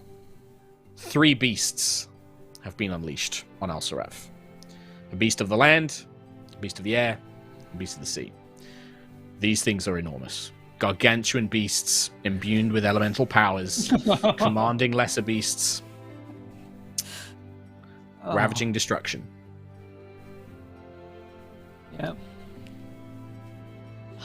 Yeah. Okay, I don't know what else has happened today, but none of you seem that surprised by this. Sorry, Sana. A lot has happened. lot. Yeah. Yeah. It's almost like, the world's ending. So Yes, it certainly feels that way, but we're here to stop that. good. Well, that's why we came to you. I mean, Morgaine here wants to go and hunt them herself, but even she acknowledges that maybe the wild elves are a little bit out of their league on this one. And then you just see Frostblessed looks at them and says, "I didn't say it that way. I know you didn't say it that way, but that's what it is." And she just kind of like makes a face. We've seen the 3 beasts.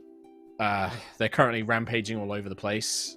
people can avoid them. It's hard to miss them, so people can get out of their way. But if these things are left unchecked for too long, they're going to go to other continents. Luckily, Al-Saref is not massively populated. The wild elf tribes exist there. Quite a few beast tribes live there. But we are nomadic people. We tend to move around. We know how to change our homes when we need to. We know when to run when we need to. But if these things get into like places like Giselle or Zephen or anywhere else, any civilized area, they're going to cause problems. So, Cool. I'm coming to the best monster killers I know. These rampaging beasts, are they roaming in a pack or indiscriminately across the land? The three are in. So there's one of the land, one of the sea, one of the air. They don't work together, but the beasts themselves have lesser beasts seemingly under their command. Beasts seem to almost naturally fall under their sway and follow them. I can give you some more information about each one if you prefer. Oh, yes, please. The beast of the land, we don't know what to call them. We honestly don't know what to call them at the moment, but it's a gargantuan creature, elemental earth and rock infused into it. It has a similar form to a rare reptile found in the deep jungles of Jakesh and Al-Saraf, a T-Rex. Though this one has a spiked tail and a giant horn, and it commands other beasts with its life. Okay. The beast of the air is a giant rock, though this one is infused with elemental air and lightning. Oh my god. Other rocks fly with it. Okay. And then the beast of the sea is a giant multi-headed sea serpent infused Of course with the it power is. of elemental power Is of it? water. Mm. Does Prowls each head around. like have a different power? I don't know. Like Well, as far as we can tell, no, they're all the same. Kind of like cut a it off, hydra. it grows back. Yep. Maybe. None of us have managed to get close enough to try. Cool. But, yep. Sea beasts follow in its wake. Mhm. And the longer we leave this, the more beasts will join Yep. its army, I suppose. Well, the more destruction it will cause, and the higher chance that they'll make it to another continent. I mean, I guess the beast of the land, the T-Rex, won't get off Al-Saraf unless it's aided through magic, The such as bird by the could druids. just Well, or the fly down druids and of the pick it beast up. folk druids that are with the Telecus find a way to transport it elsewhere, but the Well- sea and air can go wherever they want. We may be able Right to now- separate, at the very least, the sea from the land, but the one in the air is going to be a problem. Yeah. You've got an airship, from what I hear. We have an airship. I think the ship's probably smaller than the beast, but sure. Probably, but you're all on board, right? Of course You're we are. worth a few airships, aren't you, Ayla? But I believe Like the- Santa looks at you like with a grin. Come on, you're worth a few airships. Mm, we have seen what mm, Nova can no. do to an airship. Yeah, we did kind of take them Nova's down. actually pretty good. Yeah, I can't do that anymore. that's honestly is for the best. But I mean, in that case, the priority would be the air. That one can assist both the land and the sea anywhere. So if we can take that one out sooner, then we can focus on the other two and split them apart. Morgaine will say, whichever ones you're hunting first, we will help you. The Wild Elves, this is the kind of challenge that we strive for. We want to fight it. In particular, and she looks at Ayla, you mentioned wanting to come to Al-Saraf long ago. A ritual's been prepared for you. That's mildly terrifying, but also I'm very intrigued. And also, when you did say that there was beasts ravaging the lands and, just being generally terrible, although that's horrifying, I kind of do want to be the shit out of it, so... Me too. But that's it. Are you done, Long Ears? Yeah, I'm pretty sure I'm done. I've told them about the destructive beasts that are threatening all of Aerois. Yeah, I'm done. This fucking... She's an asshole. Okay. At least from what I understand, they're easy to track at the very least. These huge. Yeah, I mean, these Yeah, things just look at the are hard sky. It's there. Stomping No, on no, us. Oh, you meant okay. Not actually here. It would help. Okay. If they were here. Well, thank you. Thank you for bringing that to our attention. Add it to the I'll list. let you know. Add it to the list. Are there... Well, when you're ready, we've got a base camp set up for you in Al-Saraf. Morgane's got one ready to go, some nature thing, but yeah, we can guide you from there. Are you able to communicate with Quill when we're not around? Yeah, I think somebody will be able to. One of the Beast Walkers will be able to. Like one of the Warren will be able to. The sending spell, right? We can do that. Mm-hmm. Please let us know if any towns or people are under threat and can no longer run away from any of them. Yeah. If the creatures stay confined to Al-Saref, that should be okay. You should have some time. There are settlements there, but none of them are like big towns or cities. Mainly, even like my own, the Warrens, the borough folk that live there, we all live underground, so we're not too much in danger. The bigger worry is that these things getting off Al-Saref. But who knows? Maybe they're going to take their time there.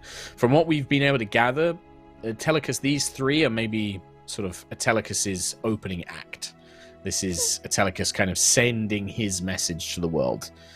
If you can't beat these, you don't deserve to live. Seems to be the impression. And knowing Telecus, he'll just use these three. If it's left too long, he'll just make stronger and stronger ones. Our entire plan is to send a message back to all the gods of Aerois. It's just Good a to matter of when. Glad to hear it. Well, we will buy you what time we can. We are trying to hunt this thing ourselves, or at least slow it down, the various versions. But yeah, the sea and air are difficult ones for any of us to deal with. The beast of the land is the most powerful of the three, but it's also the one that's a bit easier to distract and cajole and keep pinned down. The other two, definitely tough. Anyway, we'll leave you to it. Good to see you, Storm Chasers. And Santa will just sort of give a little tip of Good a to hat. see you. Click ahead. Thank you. And then leave you to it. Thanks for the news of doom. Yeah, You're welcome. great. Are there any Um, Are there any pillows or cushions in this room? Yeah, there's 'Cause- cushions, yeah. If Yeah, I anyone's mean, I watching think- Nova, she's waving like really friendly while they go out, but as soon as the door shuts, she picks up a cushion. Everybody and just- screams Ah. into it. She's just screaming into a cushion. Okay. Right. Danica Okay, will I say, feel better now. I feel better. as you guys having your screaming moment, Danica will wait and let's just say, obviously this is very dire news. I will remind you, we do have allies. These beasts, the dragons, may be able to help us, at least give us some advantages, or at least be able to spare some of their number to help us fight them. I fear that the matters of the Hawkstorm Archipelago and these knights, these death knights, I'm not sure our allies are too much help with that. But at least these giant beasts, I think that we can at least send some forces to help slow them down.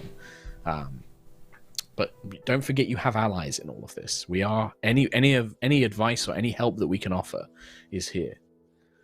This is not always just on you to solve, or at least not solve by yourselves. You're still definitely going to have to help solve them, though. If I could suggest, I suggest that we go to Volcanos first. That has the most civilian potential casualties there. In the meantime, perhaps we could get some allies to scout for the knights, track them down, at least see where they're going from a safe distance, a really safe distance, but just at least get some idea of where they are going. And then, yes, like you suggest, dragons to help with Artilicus's monsters, and it just to slow them down at least until we could sort out. Steer them from civilians. Yeah. Rain will nod his head and say, I think that that's definitely possible. I think the dragons will be able to at least keep Atelicus's beasts distracted whilst you solve these other problems. And not to put too fine a point on it, Miss Vija, but you also will definitely spend some time thinking about how you want us to proceed with Vortensar as well. Don't forget that. Mhm. Oh I'm yes, sure that you was part of the screaming into the cushion. Mhm. Yeah, that was part of that. In terms of scouts, we have our wild elves, thanks to Ayla. Rethus and the commandos would be able to potentially do that. We also have Sentry's Guardians. We have a unit of Guardian Scouts that we could dispatch to try and locate these knights. We could even send a unit to Jikesh to try and locate this hold, so at least you're not spending time trekking through a jungle trying to find it. The Guardians could help Sentry because you have a connection with them.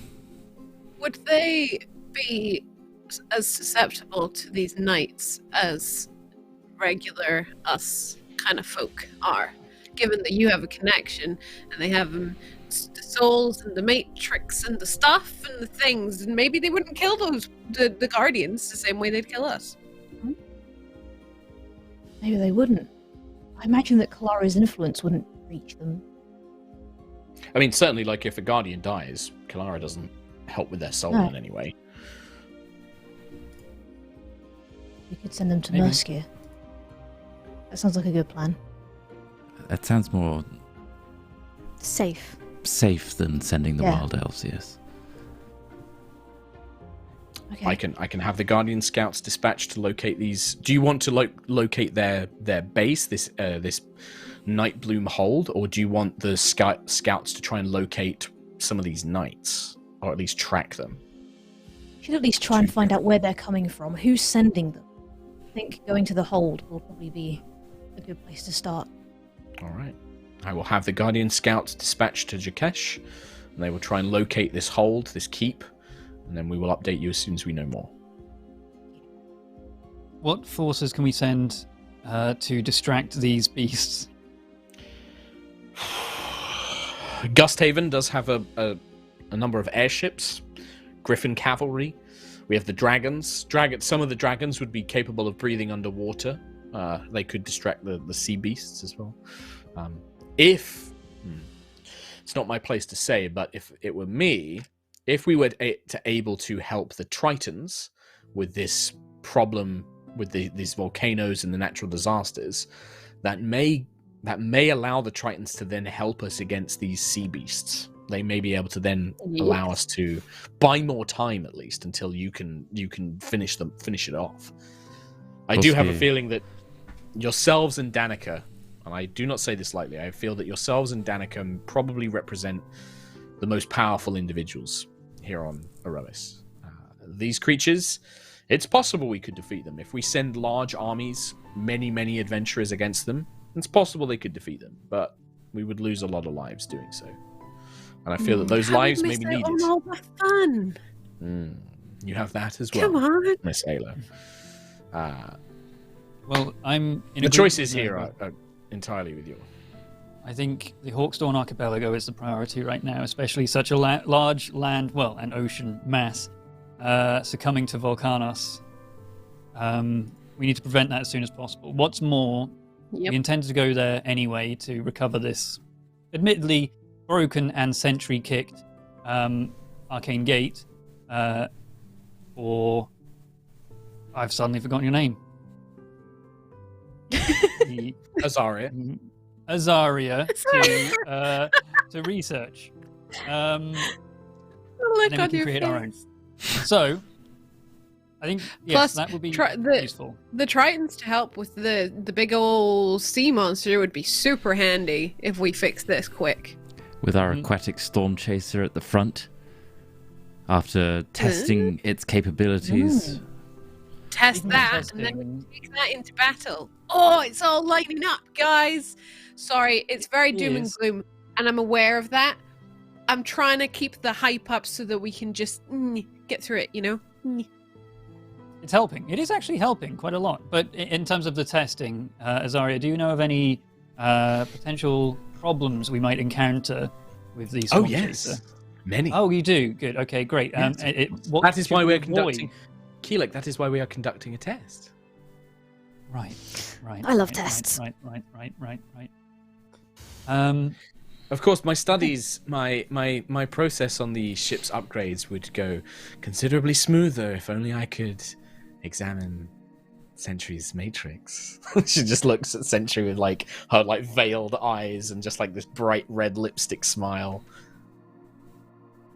Yeah, I Sentry's don't busy see. saving the world just now. Yeah, I don't see how understanding a Guardian matrix would help our ship underwater. I think you're reaching. Oh, that is fine, Nova. Not all of us can be masters of arcane knowledge and sorcery. I regret calling you that before we invited you here. What? Have I said something wrong?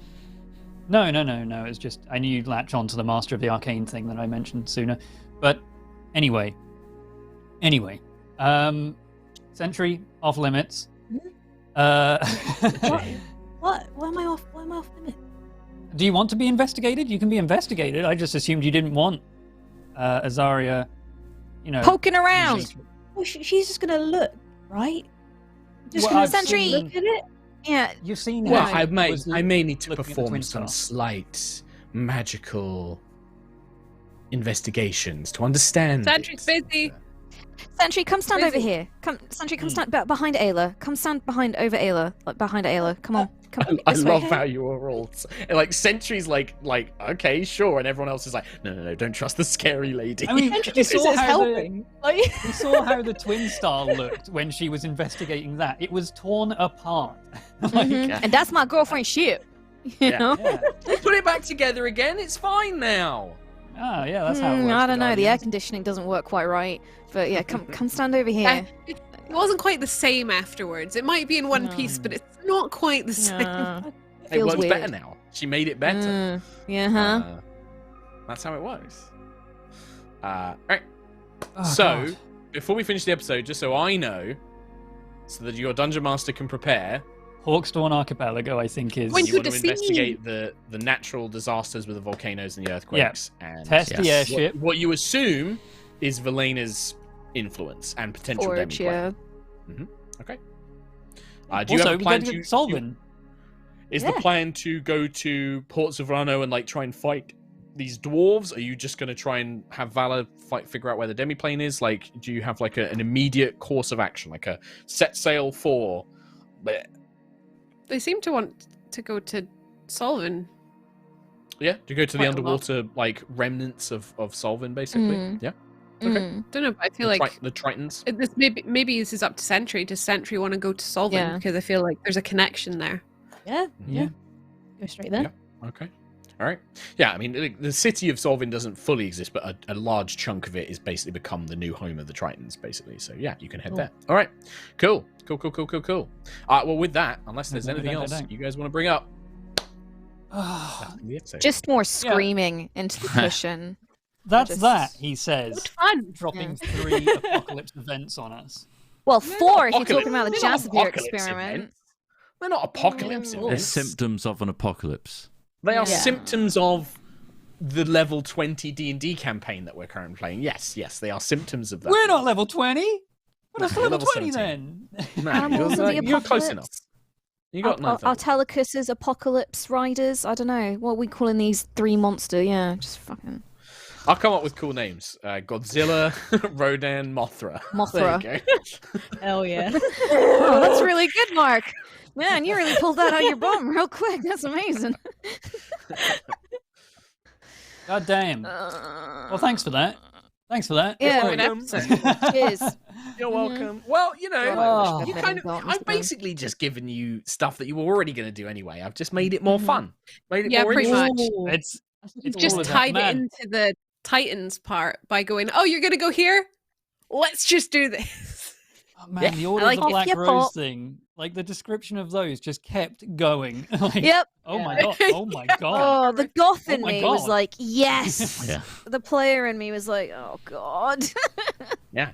Well, what happens when a goddess of death goes mad? Like a kindly Mm. goddess of death goes mad, right?